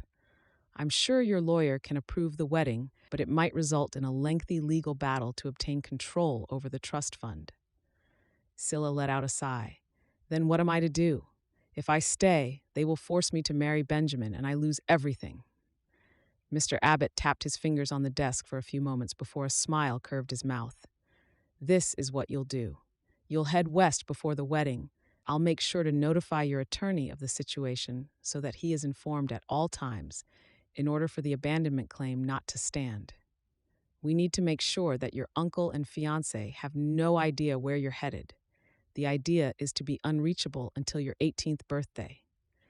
You then marry this cowboy on the day after your birthday, and as soon as I receive word of the marriage, I will notify your attorney to release all the funds in the trust directly to you. Cilla's eyes widened with hope. So it can work? Yes, my dear. It will take a little planning, but it can work. If you'd like me to act on your behalf, I'll need you to sign some forms. Cilla would have hesitated were it anyone else, but she knew for sure that Claire's father wouldn't deceive her. Gladly. As she signed the forms giving Claire's father her permission, Cilla felt a wave of peace envelop her. After years of living with her uncle's wrath and condemnation, she was finally taking her future in hand. Mr. Abbott grinned as he shook Cilla's hand. I guess I'll see you at your engagement party tomorrow evening, Cilla laughed. Yes, and remember I'm supposed to be in love and looking forward to my life with Benjamin. I'll make sure to comment on how besotted you are with your fiancé, he added with a mischievous wink. Chapter 12. Stetson adjusted his hat as he stood on the platform. The train's whistle could be heard in the distance, and it was now only a matter of minutes before he would finally fall in love in person with the woman who had stolen his heart through letters. He glanced back at the wagon in which Sam and Mary now sat, waving at him with encouraging smiles. Hiring Sam on permanently had been the best thing he had done in a long time, and now with Cilla arriving, he was even more grateful. Mary had prepared a room for her in the house, and Sam had offered to take over some of Stetson's chores over the next few weeks to give him time to get acquainted with his wife. When Stetson had written to Cilla asking for her hand, he had honestly thought she would decline, but her letter of acceptance had made him happier than the day he was granted a homestead. He drew in a deep breath as the train pulled into the station. One by one, passengers disembarked, but none matched the image of Cilla that he had in his mind. At the exact time he had resigned himself to the fact that she had failed to board the train, a beautiful woman stepped onto the platform. Everything about her spoke of class and elegance. For a moment, Stetson was certain she would give the town one look and climb back onto the train, but then her gaze met his. He felt the punch ring true, robbing him of his breath. She was breathtaking. Her blue eyes reminded Stetson of the summer sky, and her golden hair made him think about honey just harvested from the beehive. A smile formed on his mouth even as she moved towards him with a tentative smile. Stetson? Her voice sounded like an angel's song. Stetson nodded, struggling to find words. The moment was overwhelming. It was as if he had just set his eyes on his soulmate, on the piece that perfectly filled the hole in his heart. She held out a small, delicate hand. I'm Cilla. Stetson shook his head. You're beautiful. Cilla chuckled self-consciously. You're handsome. Stetson shook her hand and couldn't help but be flabbergasted by how much affection he felt for the woman before him. I didn't think you'd stay, he admitted honestly. When I saw you climbing down, I knew you didn't belong in a dusty old town like Noel Creek. Cilla smiled as she glanced around before meeting his gaze. Might I be so forward as to say that I belong with you? If Stetson had any doubts about the feelings he had for the woman he'd been writing to, they were now gone. Cilla Powell was everything and more than he had wished for. He took her luggage and turned to her with a smile. Ready to get married? Cilla's eyes widened with pause. Actually, she drew in a deep breath.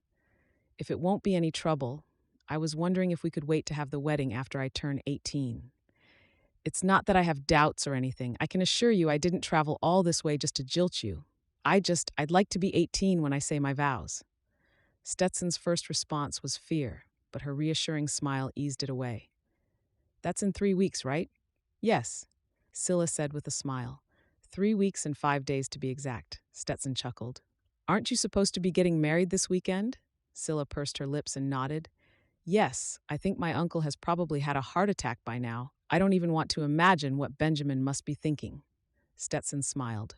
We'll wait. It won't be any trouble at all.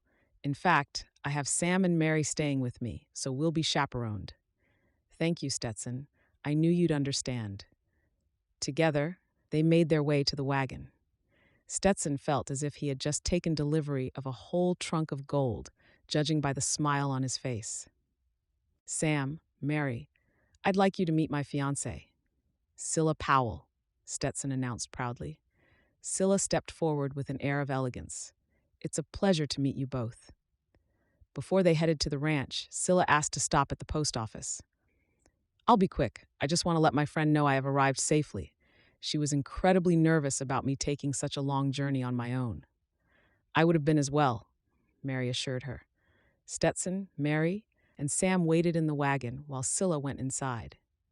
Sam clapped him on the back with a grin a mile wide. Well done, Stetson. You've picked a pretty flower. Stetson laughed nervously. Let's just hope the ranch is to her liking. She wants to wait until her birthday for the wedding. Luckily, it's only a few weeks away. I understand that. Besides, it will give both of you a little time to get to know each other, Mary offered with a kind smile. Stetson nodded, although he doubted he needed to know any more about Cilla than all he had learned in her letters. Over the last few months, their letters had become very personal, telling each other aspects of their lives and hopes for the future. Now Stetson just had to hope that 3 weeks didn't give Cilla time to change her mind about her future. Chapter 13.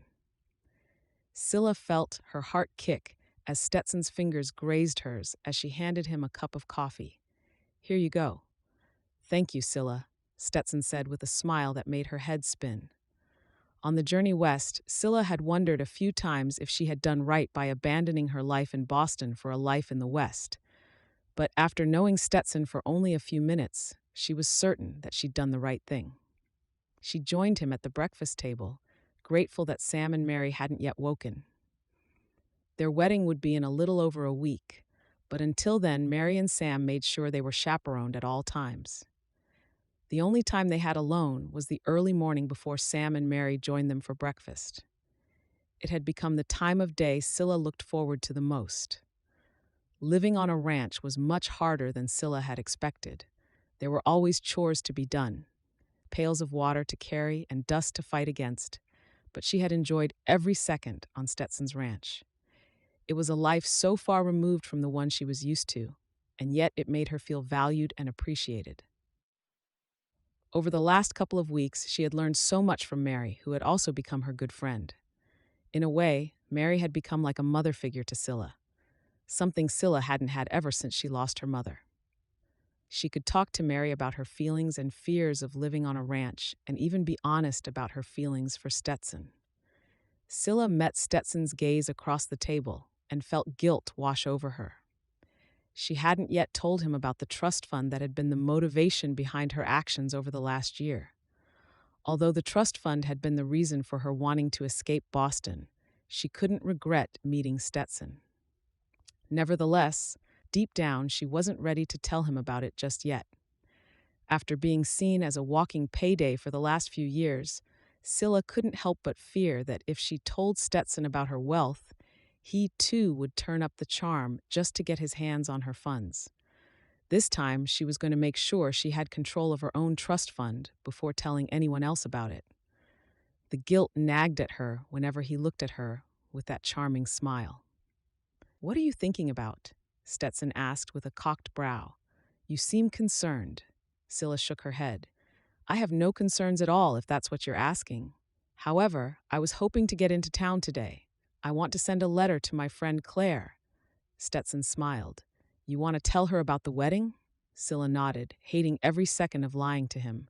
She was indeed sending Claire a letter, but the true reason for her trip to town was to send a letter to Mr. Abbott. With her wedding on the horizon, she wanted him to get everything in place for her to take over her trust fund.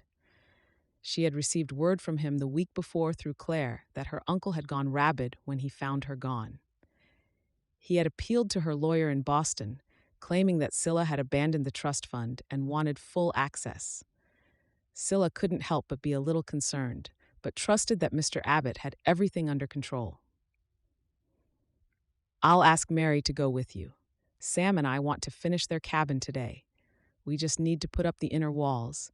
We've already finished the roof," Stetson said with a smile. Cilla couldn't stop the butterflies from flitting through her abdomen. Ever since her arrival, Sam and Stetson had taken advantage of the quieter time of year to build Mary and Sam their own cabin. After the wedding, Mary and Sam would be moving out, leaving Cilla and Stetson alone in the ranch house. "I've been thinking that I should get them a gift for their new home," Cilla said thoughtfully. Stetson smiled and reached for her hand. "That is a very kind thought, but I think just having their own cabin is gift enough. Turns out they've never settled in a home of their own before." Cilla shook her head, unable to comprehend a life on the road. Even more reason to give them something for their first home. Stetson searched her eyes. "You're everything I expected and more. I was afraid you'd arrive and be nothing like the woman I got to know in the letters." Stetson chuckled. "And yet your honesty rings true every day." Cilla nodded with understanding, loving the feel of his large hand over hers. "I feared the same. Any fears I should know of before the wedding on Saturday?" Cilla laughed. "No fears at all. Thank you for waiting until my birthday." Stetson smiled.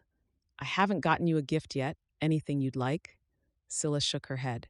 "Stetson, you've already given me more than I could ever have hoped for. You don't have to get me a gift." Stetson's eyes widened.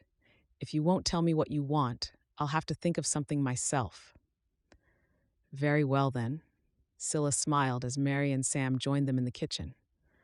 "Good morning, you two," Mary said with a knowing grin that made Cilla wonder if Mary planned on getting up a little later in the mornings to give them this time together. "Mornin'," Stetson said, letting go of Cilla's hand. "Sam, once you've had breakfast, we'd best go finish that cabin of yours. Mary, would you mind taking a trip into town with Cilla?" Mary shook her head. "Not at all. Actually, I was hoping to go myself. I need a few things for the cabin." Cilla met Stetson's gaze, and he nodded before she spoke. They had only known each other for a few weeks, and yet they could communicate with a single look. "Good, because Stetson and I have no idea what to get you for a gift for your new home. Now we can get something together." Sam chuckled. "Them women are going to spend all our money, Stetson." Stetson laughed. "Probably, but we'll still love 'em." Cilla's heart skipped a beat. It was the first time Stetson had openly declared that he loved her. Although it was part of teasing, she knew he meant it in the way he looked at her now. For a moment, she wanted to rush into his arms and tell him about her trust fund, but she just smiled, vowing to tell him as soon as they said their vows later that week. Chapter 14. On the morning of her wedding, Cilla couldn't help but be a little anxious. On the day before, she had received word from Mr. Abbott that her uncle was trying to block all her requests to her fund. Mr. Abbott had all her requests in writing, and now with her 18th birthday behind her, all that was needed was for her to be handed control. Mary could sense her anxiety and assured her numerous times that she was doing the right thing marrying Stetson, although Mary had no idea that Cilla wasn't anxious about the wedding, but indeed anxious to hear from her attorneys that her trust was finally out of her uncle's greedy reach. "I'm going to make you tea to calm your nerves. Preacher Jack will be here soon, and we can't have you looking all flustered and terrified." Mary laughed as she headed to the kitchen. Their cabin was now complete, and they had moved most of their possessions over. That night would be their first in their own home, and Cilla's first night as a wife. She turned to the window and glanced out over the snowy plains. Mary was right. She couldn't look terrified when she said her vows to Stetson. She had never been more certain of anything in her life, and she owed it to him to look sure when she spoke her vows. She drew in a few deep breaths as a smile began to curve on her mouth. This Christmas, her dream would come true after all.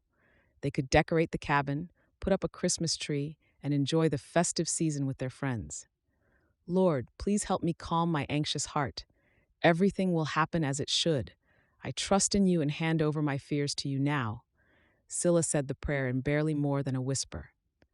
Her concerns for the trust fund suddenly vanished because, regardless of how wealthy those funds would make her, Cilla realized that if she never received a single penny, it wouldn't matter. She felt her mouth curve all the more, realizing that for the last year she had been just as cunning as her uncle to secure wealth for her future. Only now she realized that money could never buy her happiness. Right now, in that moment, she was happier than she'd ever been before. Not because she was 18 and her trust fund was within reach, but because she was about to marry a man she loved, a man she knew she would love for the rest of her life. Mary knocked briefly on the door, and her eyes widened at the Cilla. "Now you look like a bride. I don't know what you did, but you are positively glowing," Cilla laughed. "Maybe I just needed to remind myself how much I love Stetson." "Good, because that boy is head over heels in love with you too." Mary laughed. "Oh, I hear the preacher's carriage coming. Let's get you ready." A short while later, Cilla stepped out of the room, dressed in a light blue dress she had bought in town for the occasion. It was nothing like the dress Aunt Barbara had chosen for her wedding to Benjamin, and yet the simplicity made it all the more appealing. Cilla had learned over the last 2 weeks that life could be charming without frills. All you needed was good people around you. As she walked into the living room, she smiled, knowing she was surrounded by just that. Mary stood with a tearful gaze by the window together with Sam. In front of the fireplace, Stetson waited for her with the preacher. Without hesitation, Cilla moved towards him. She stopped in front of him and smiled. The preacher smiled at Cilla. "It's a pleasure to meet you, miss. I should tell you that Stetson's been about as eager to marry you as a bear is for food after hibernation." Cilla laughed softly. "So have I." "Then let's get this started. Would you like me to say the traditional vows and for you to add some words of your own?" Before Cilla could answer, Stetson nodded. "Please, Jack, descend." The preacher spoke the traditional vows, and Cilla couldn't help but brush away a tear when Stetson took her hands and searched her gaze. She had never been this happy before, and this Christmas would be merry after all. "Cilla, for a long time it's just been me. It's just been you. Today we join together as husband and wife, not out of fear for loneliness as may have prompted our letter writing, but out of love. I vow to protect, honor, and cherish you for all my days. I promise to make every Christmas memorable, and I promise to never forget this moment and how much love I feel right now." Cilla brushed away more stray tears as she smiled at him. "Stetson, I wrote to you out of desperation, and yet I found my true north. I believe that we found each other because we were meant to stand here today. I vow to love you, to obey and respect you, and to make every Christmas memorable for you in the future as well. May our home and our lives be filled with love, joy, and laughter." The preacher chuckled. "Amen to that." Stetson and Cilla shared an affectionate look before the preacher spoke again. "I now pronounce you husband and wife." Stetson moved closer and framed Cilla's face as he searched her eyes. When he brushed a sweet kiss over her lips, Cilla sighed, knowing she had finally found a family and a future of her own. Chapter 15. "Happy 1 week anniversary," Stetson said as he walked into the kitchen at dawn. Cilla smiled at him over her shoulder, and Stetson's heart simply stopped. He wasn't sure when he would ever get used to the fact that this beautiful woman with a kind heart was his wife. "Happy 1 week anniversary," Cilla added with a soft laugh. "I was thinking of riding out this morning and checking on the cattle in the far field," Stetson said as he helped himself to coffee. If he had any doubts that Cilla would adjust to ranch life, he'd been wrong. She had secretly asked Sam to help her learn to ride, and just yesterday she had surprised him by taking her horse for a canter in the field. "Care to join me?" Cilla turned to him with a wide-eyed expression. "You think I'll manage?" Stetson laughed. "Cilla, you've adjusted to ranch life better than I ever expected. You'll be just fine. Yesterday I watched you ride, and you're sure of seat. Besides, I'll be right at your side the entire time." Cilla nodded, taking a deep breath. "Then I guess I'm going to ride the ranch today." Stetson chuckled. "First, we'll have breakfast." While Cilla finished breakfast, Stetson went out to do the morning chores. Sam and Mary were happily settled in their own 2-bedroom cabin, and Stetson couldn't help but be glad he had hired Sam in the summer. They had been overwhelmed by the beautiful dining room table Stetson and Cilla had gifted them when they moved in. The table had cost a little more than Stetson anticipated, but he agreed with Cilla that they deserved it. Over the last few months, Sam and Mary had become family to him. Now with Cilla, it was as if his life was finally full again. He returned to the house and joined Cilla for breakfast before they set out to ride. At first, Stetson took it slow, not sure if she would manage on the uneven terrain, but again she surprised him. "You ride as if you were born to the saddle," Cilla laughed, her honey blonde hair waving in the wind. "I love it, Stetson." Stetson's heart stopped, wondering if he could fall even deeper in love with her. "I love you." Cilla pulled a little on her reins and met his gaze. "I love you too." He led her towards a pasture on which most of his herd were grazing before taking a trail through the woods. Slowing the horses to a walk, Stetson was careful to make sure Cilla managed until he finally stopped. "Why did we stop?" Cilla asked, confused, glancing around her. Stetson felt a grin spread on his mouth as he helped her down. "To choose a Christmas tree." Cilla's eyes widened. "With the wedding and Sam and Mary moving out, I didn't even think of a tree. Where do we buy one?" Stetson laughed. "Cilla, we're in the country. We don't buy a tree. We cut one down. Choose one." Cilla turned and glanced around at the variety of small pine trees. Laughter escaped her as she flung her arms around Stetson's neck. "You're the best husband ever." Stetson couldn't help but blush at her sudden show of affection. "You'll have to decorate it, though." "I won't mind at all," Cilla said as she began inspecting each of the pine trees that would fit in the cabin. Stetson followed her around until she found the perfect one. "This is it, Stetson," Cilla announced proudly. Stetson laughed. "I guess I've got to start cutting." Cilla smiled. "I promise to make you a cup of hot Christmas cocoa when we get back." Stetson didn't wince once as he sawed at the pine tree. After tying it to a rope attached to his saddle, they took the road home. With Cilla riding easily beside him, he couldn't help but be grateful. He breathed a quiet prayer of gratitude, knowing that only God could have brought him such a wonderful wife and the prospect of an even better Christmas.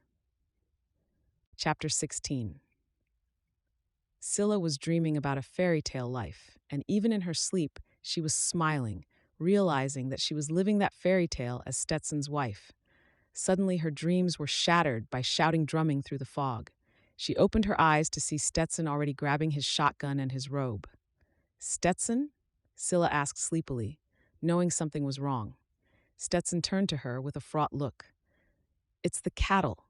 There are rustlers in the fields. Sam heard them move some of the herd out."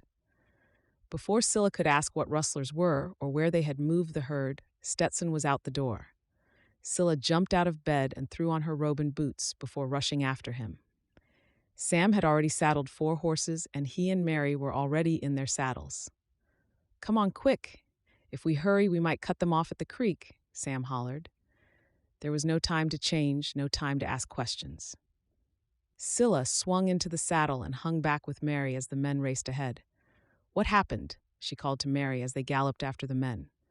Mary, also wearing a robe and a horrified expression, shook her head. "Rustlers, cattle thieves," she added when Cilla didn't comprehend. Sam heard them calling to each other. He couldn't sleep and got up to take a look, and that is when he saw a few men moving the herd. "The entire herd?" Cilla asked, as fear began to course through her veins. Mary nodded. "I'm not sure. I just know they are 15 men or more, and they were moving at lightning speed. Once they passed the creek, they're in the canyons, and we're too late." "Why would it be too late?" Cilla asked, wishing she had taken her coat instead of her robe. The wind was cutting through the thin fabric. "They put them in box canyons," Mary explained. "You can search for days and not find them." Cilla kicked her horse, urging it to go faster. The last 2 weeks as Stetson's wife had been too wonderful for it to be ruined by the theft of his herd. They rode for hours, searching every nook and cranny until dawn began to break on the horizon. Cilla's body ached in places she didn't know existed, and her fingers and toes were frozen, and yet they hadn't seen a single beast. Stetson turned his horse and stopped, turning to Cilla, Mary, and Sam. "I'm afraid we've lost them." "Stetson, We can keep searching. We don't have to give up just yet, Sam said, although Cilla could see he was just as cold and sore as she was. Stetson shook his head. They've taken them onto rocky terrain. Even if we wanted to, we couldn't track them. Best to get back to the ranch and see how many they've taken. Cilla nodded gratefully. She knew that turning back was the hardest decision for Stetson to make, and now she just hoped they hadn't taken the entire herd. They rode back to the ranch in silence. Cilla and Mary headed to the cabins while the men made their way to check on any remaining cattle. She hated waiting, wondering whether Stetson had lost his entire herd. Instead, she busied herself with making breakfast and brewing a strong pot of coffee. Mary joined her a short while later, but neither spoke, both concerned for what the men would find. It was almost 9 in the morning when Stetson and Sam finally rode back into the homestead. Cilla and Mary rushed out onto the porch, eager to hear the news. Everyone present relied on the herd for their livelihood, and whatever they found would determine their future for the next couple of years. Stetson swung out of his saddle and walked to Cilla with an aggrieved expression. All the unbranded calves. Mary gasped even as Cilla frowned. Just the calves? Surely that wasn't as bad. Yup, Sam said, joining them. They had to be an experienced crew. It takes a lot of men to separate the weaners from their mothers. But, Cilla shook her head, why didn't they just take the whole herd? Cilla, this is a good thing, Mary said, touching her arm. Takes the herd growth back a year, Stetson said, shaking his head. Means fewer calves next year, means fewer cattle to sell at auction. Sam moved to Cilla with a patient look. Your odd rustler will take what he can get and chance getting caught, but your experienced rustlers know the law. If cattle are branded and the brand ain't yours, you get trouble. They only take the unbranded calves and brand them with a running iron as soon as they get them in the canyon, and then no one can claim them calves, even if you birth them calves yourself. Cilla tried to comprehend. What is a running iron? It's a straight rod with a curve. It's been outlawed in some states, but not in Wyoming. Rustlers use it to brand on the run. They build a herd solely through rustling. They had to be experienced, even know a little about the ranch, Stetson said with a heavy sigh. Those seasonal ranch hands, Sam clucked his tongue. They come for an honest day's work and tally up what you have and how many men it would take to steal them.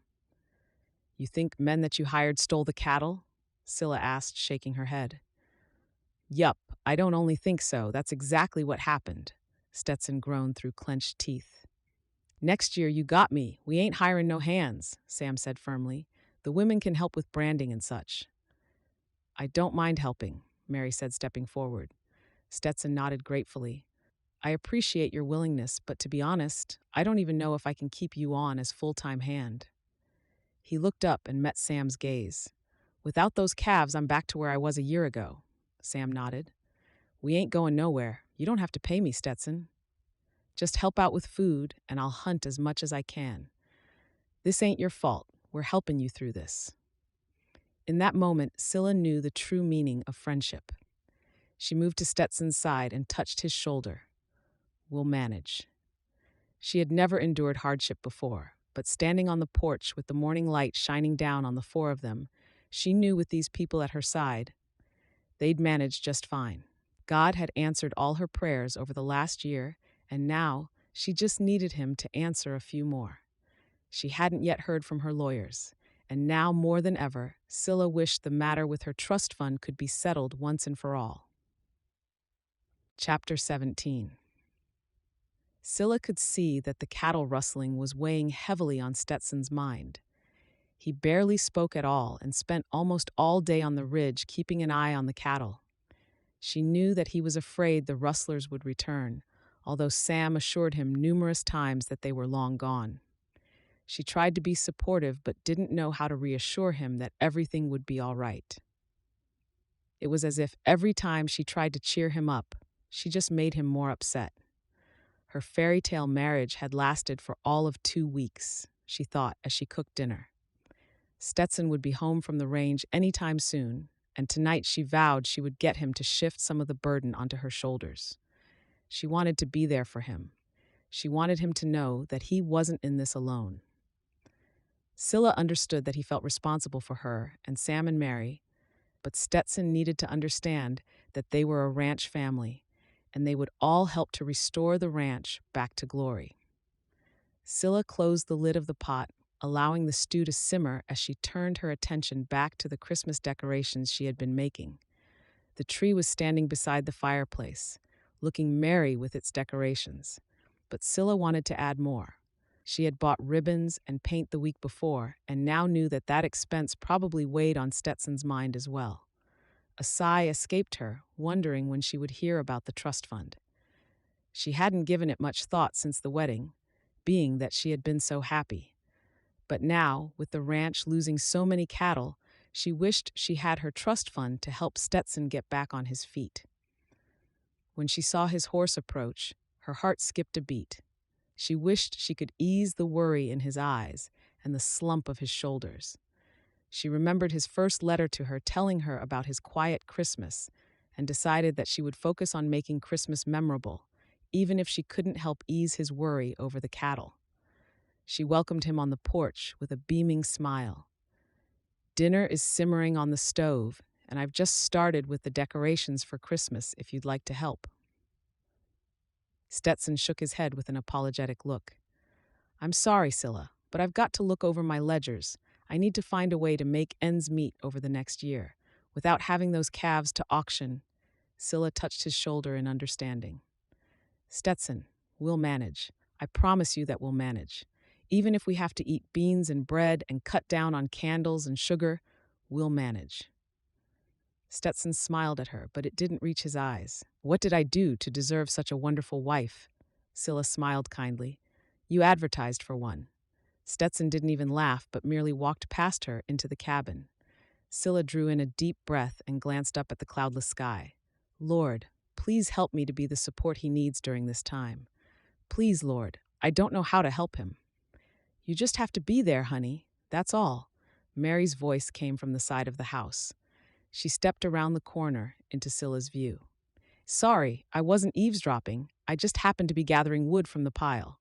Cilla nodded. "You're probably right, Mary, but I can't help but feel as if it's not working." Mary smiled kindly. "It will. I've stood by my Sam through tougher times. You just need to be patient. He'll come around." Mary turned and walked to their cabin, leaving Cilla to her thoughts. Cilla turned to see Stetson sitting at the table through the window. He had his ledgers open in front of him and a frown on his brow. Taking a deep breath, Cilla walked into the cabin. She had a way to solve his money problems right this minute. She headed to her room and collected the brooch her father had given her so many years before. Tears clogged her throat as she looked at it one last time. It had been a symbol of her flying the nest. Surely her parents would understand that now it was going to help her keep her own nest. Cilla went in search of Stetson and put it down on the table. "We can use this to get by." Stetson's eyes widened with surprise. "Cilla, your parents gave you this." Cilla shrugged. "They gave it to me to remind me that they'll always be looking out for me when I fly the nest. Stetson, this is our nest now, and they'll understand if I use this to save our nest." Stetson shook his head. "Cilla, no." Cilla glanced at the ledgers and couldn't help but be surprised to see how little money they had left. "Is that all?" Stetson let out a heavy sigh. "I was going to take the unbranded calves to auction in January. A few would have been able to tide us over till the bigger auctions in spring, but now—" Cilla drew in a deep breath and set down the brooch. "This is how we'll manage.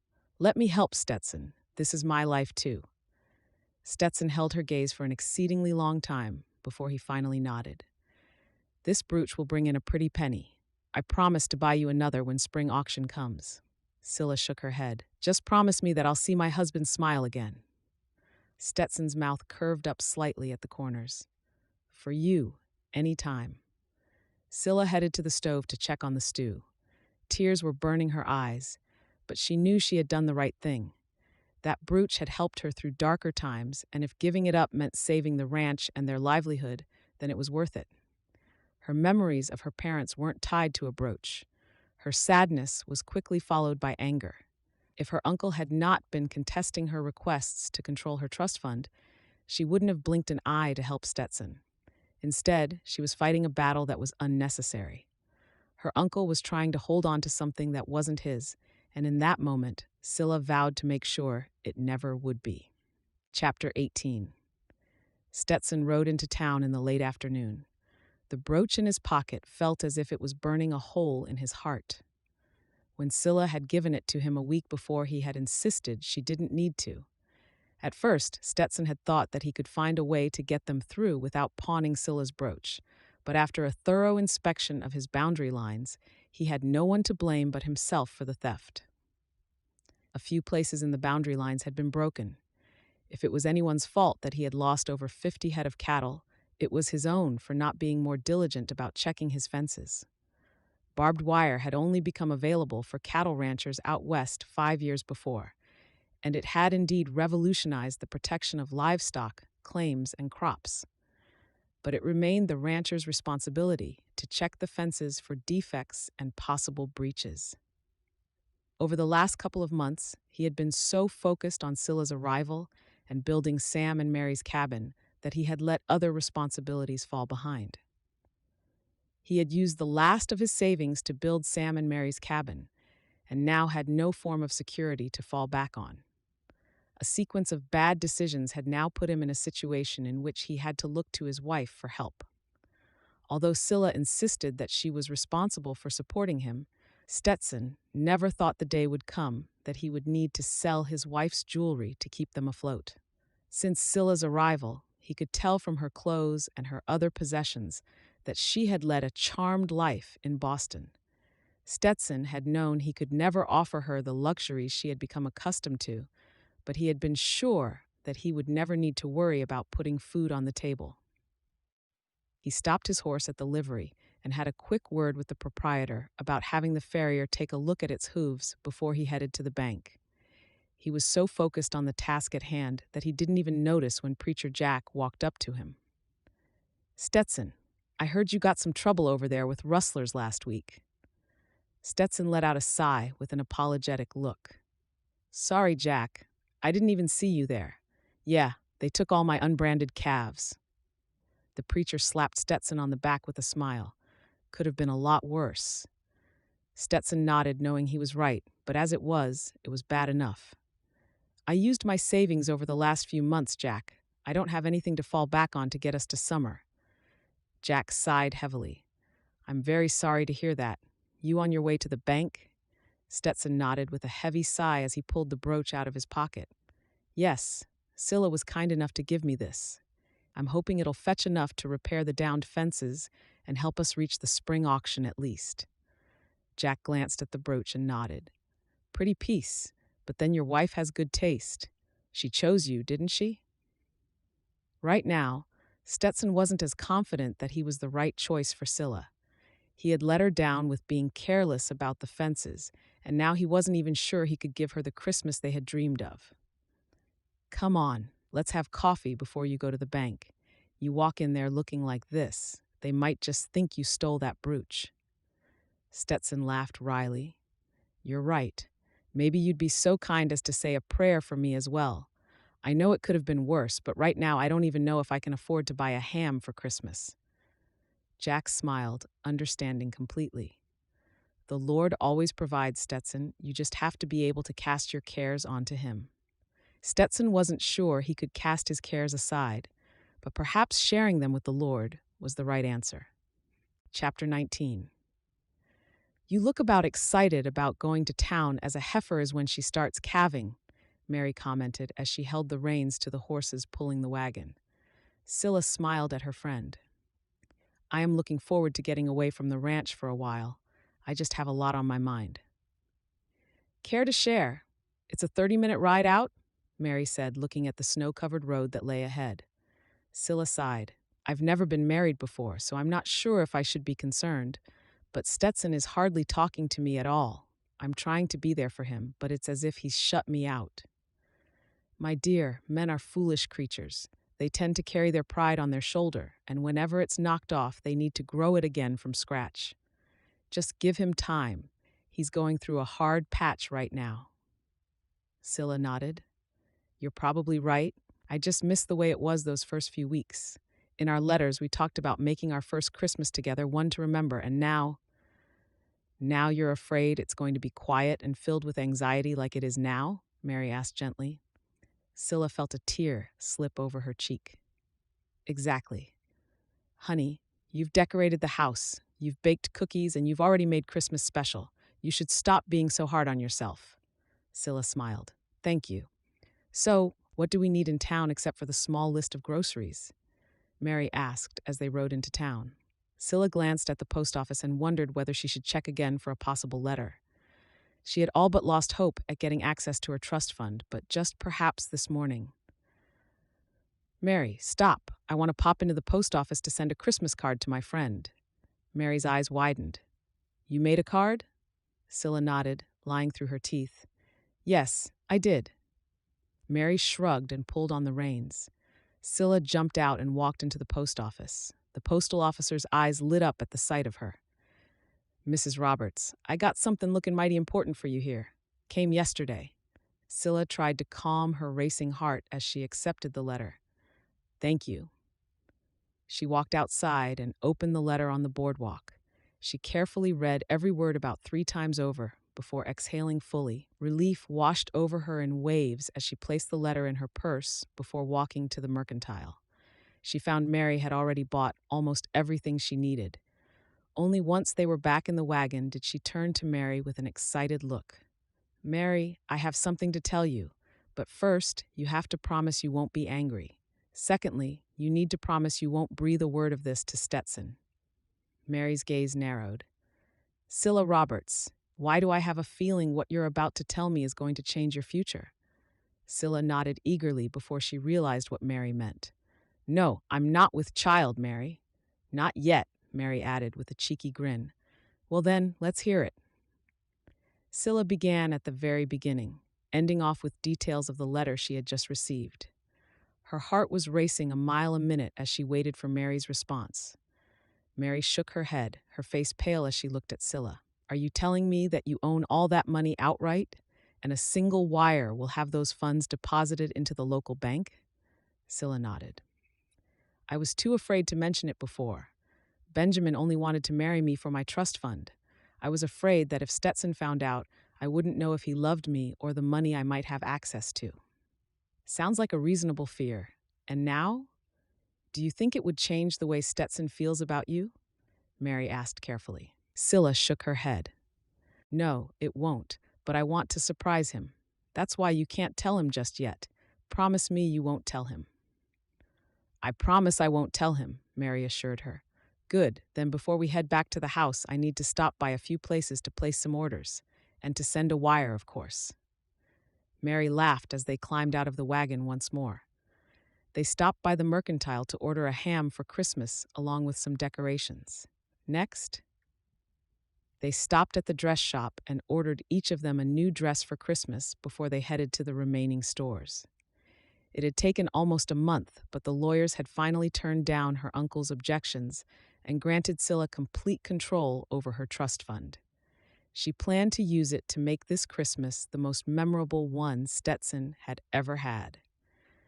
By the time they were headed back to the ranch, Cilla and Mary had the perfect plan hatched. All they needed was for Sam to make it happen. Mary promised Sam could do anything, and now Cilla just hoped she was right. Her entire Christmas gift to Stetson now depended on Sam. They found Sam in the barn, and after explaining all that had happened, Sam looked as baffled as Mary had been at first. Cilla explained her idea for Stetson's Christmas gift, and Sam scratched his head and thought for a moment before his face broke into a smile. If anyone can make it happen, I can make it happen. Chapter 20. Stetson woke on the morning of Christmas Eve wishing he could have kept his promise to Cilla. Instead, they would be eating grits and biscuits for Christmas lunch. At least they had a tree, he thought as he poured himself a cup of coffee.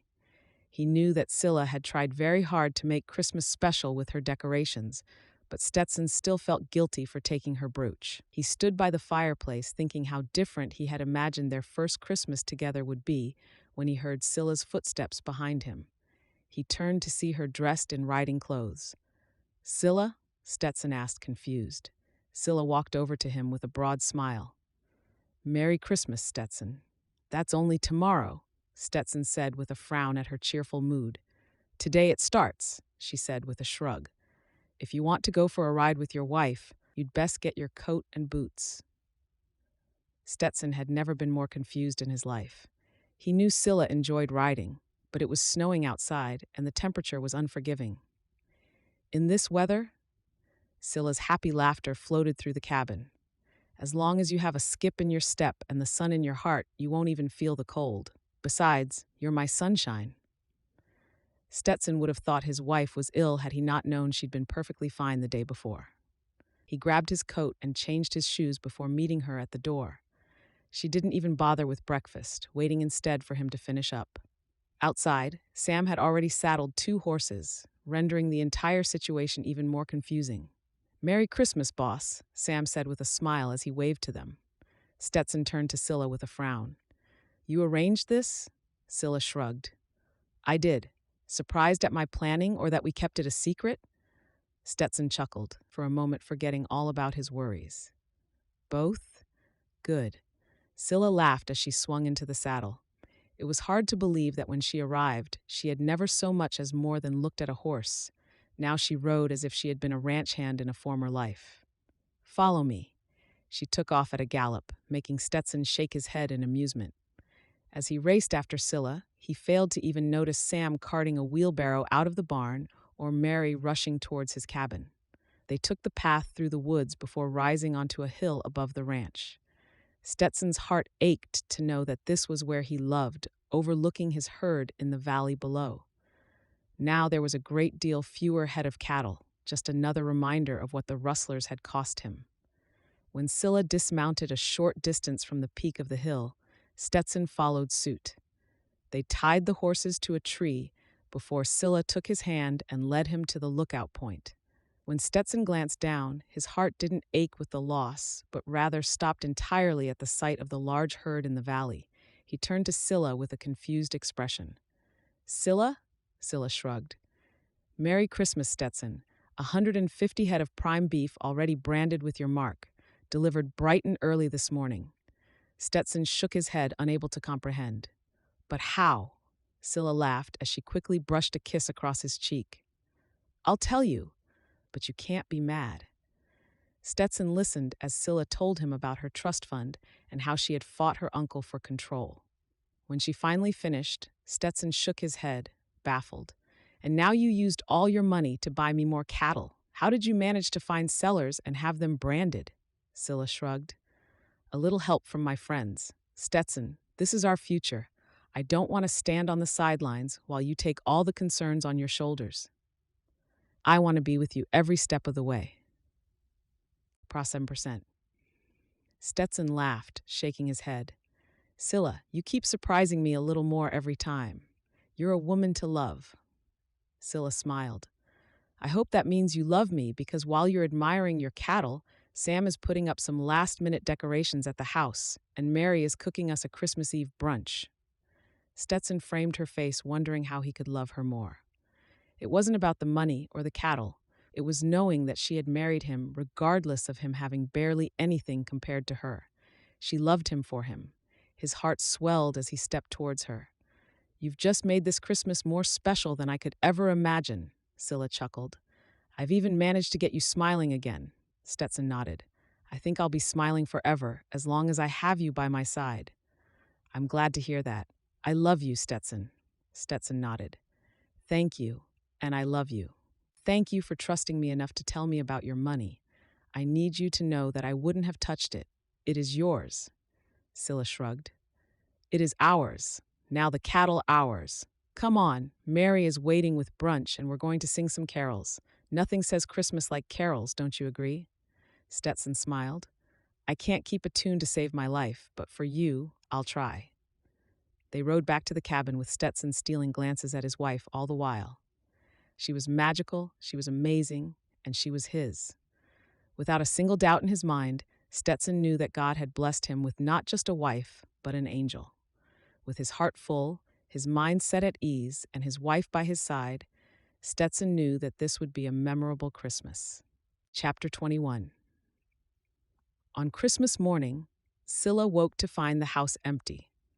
A frown creased her brow as she dressed, wondering where Stetson had gone off to. Usually, he had his breakfast and coffee before he set off to manage the morning chores. She walked into the kitchen to find breakfast waiting for her, along with a note. Off to make this a Christmas worthy of how special you are. Cilla couldn't help but be curious about what he was up to. Last night, they had dreamed of the ranch and how they were going to grow it over the next few years. Excitement had filled the room as the four had planned their futures. Numerous times over, Cilla was thanked for using her trust fund to save the ranch.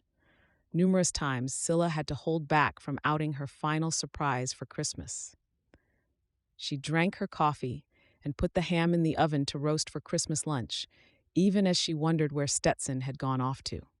Once the ham was in the oven and the vegetables were simmering on the stove, Cilla began making the cinnamon-flavored hot cocoa her mother used to spoil them with on Christmas Day. She hummed Christmas carols, eager to share her excitement with Stetson as she worked. When everything in the kitchen was under control, she headed to their bedroom to extract the 2 boxes she had secreted away a few days before. She set the one gift under the tree and the other behind the sofa, wondering as to Stetson's reaction. She had just returned to the kitchen when she saw him sliding off the saddle. Sam led the horse into the barn to unsaddle while Stetson turned towards the cabin. Cilla tried to calm her racing heart as she walked to the door to welcome him. She could see the love in his expression as a smile curved his handsome face. "Just the girl I was hoping to see," Stetson said, embracing her. "Merry Christmas, Cilla." Cilla smiled warmly. "Merry Christmas, Stetson. Santa left a little something for you under the tree." Stetson shook his head. "Cilla, you've already given me too much." "Hush now and go open your gift," Cilla said, trying to look stern, although she struggled.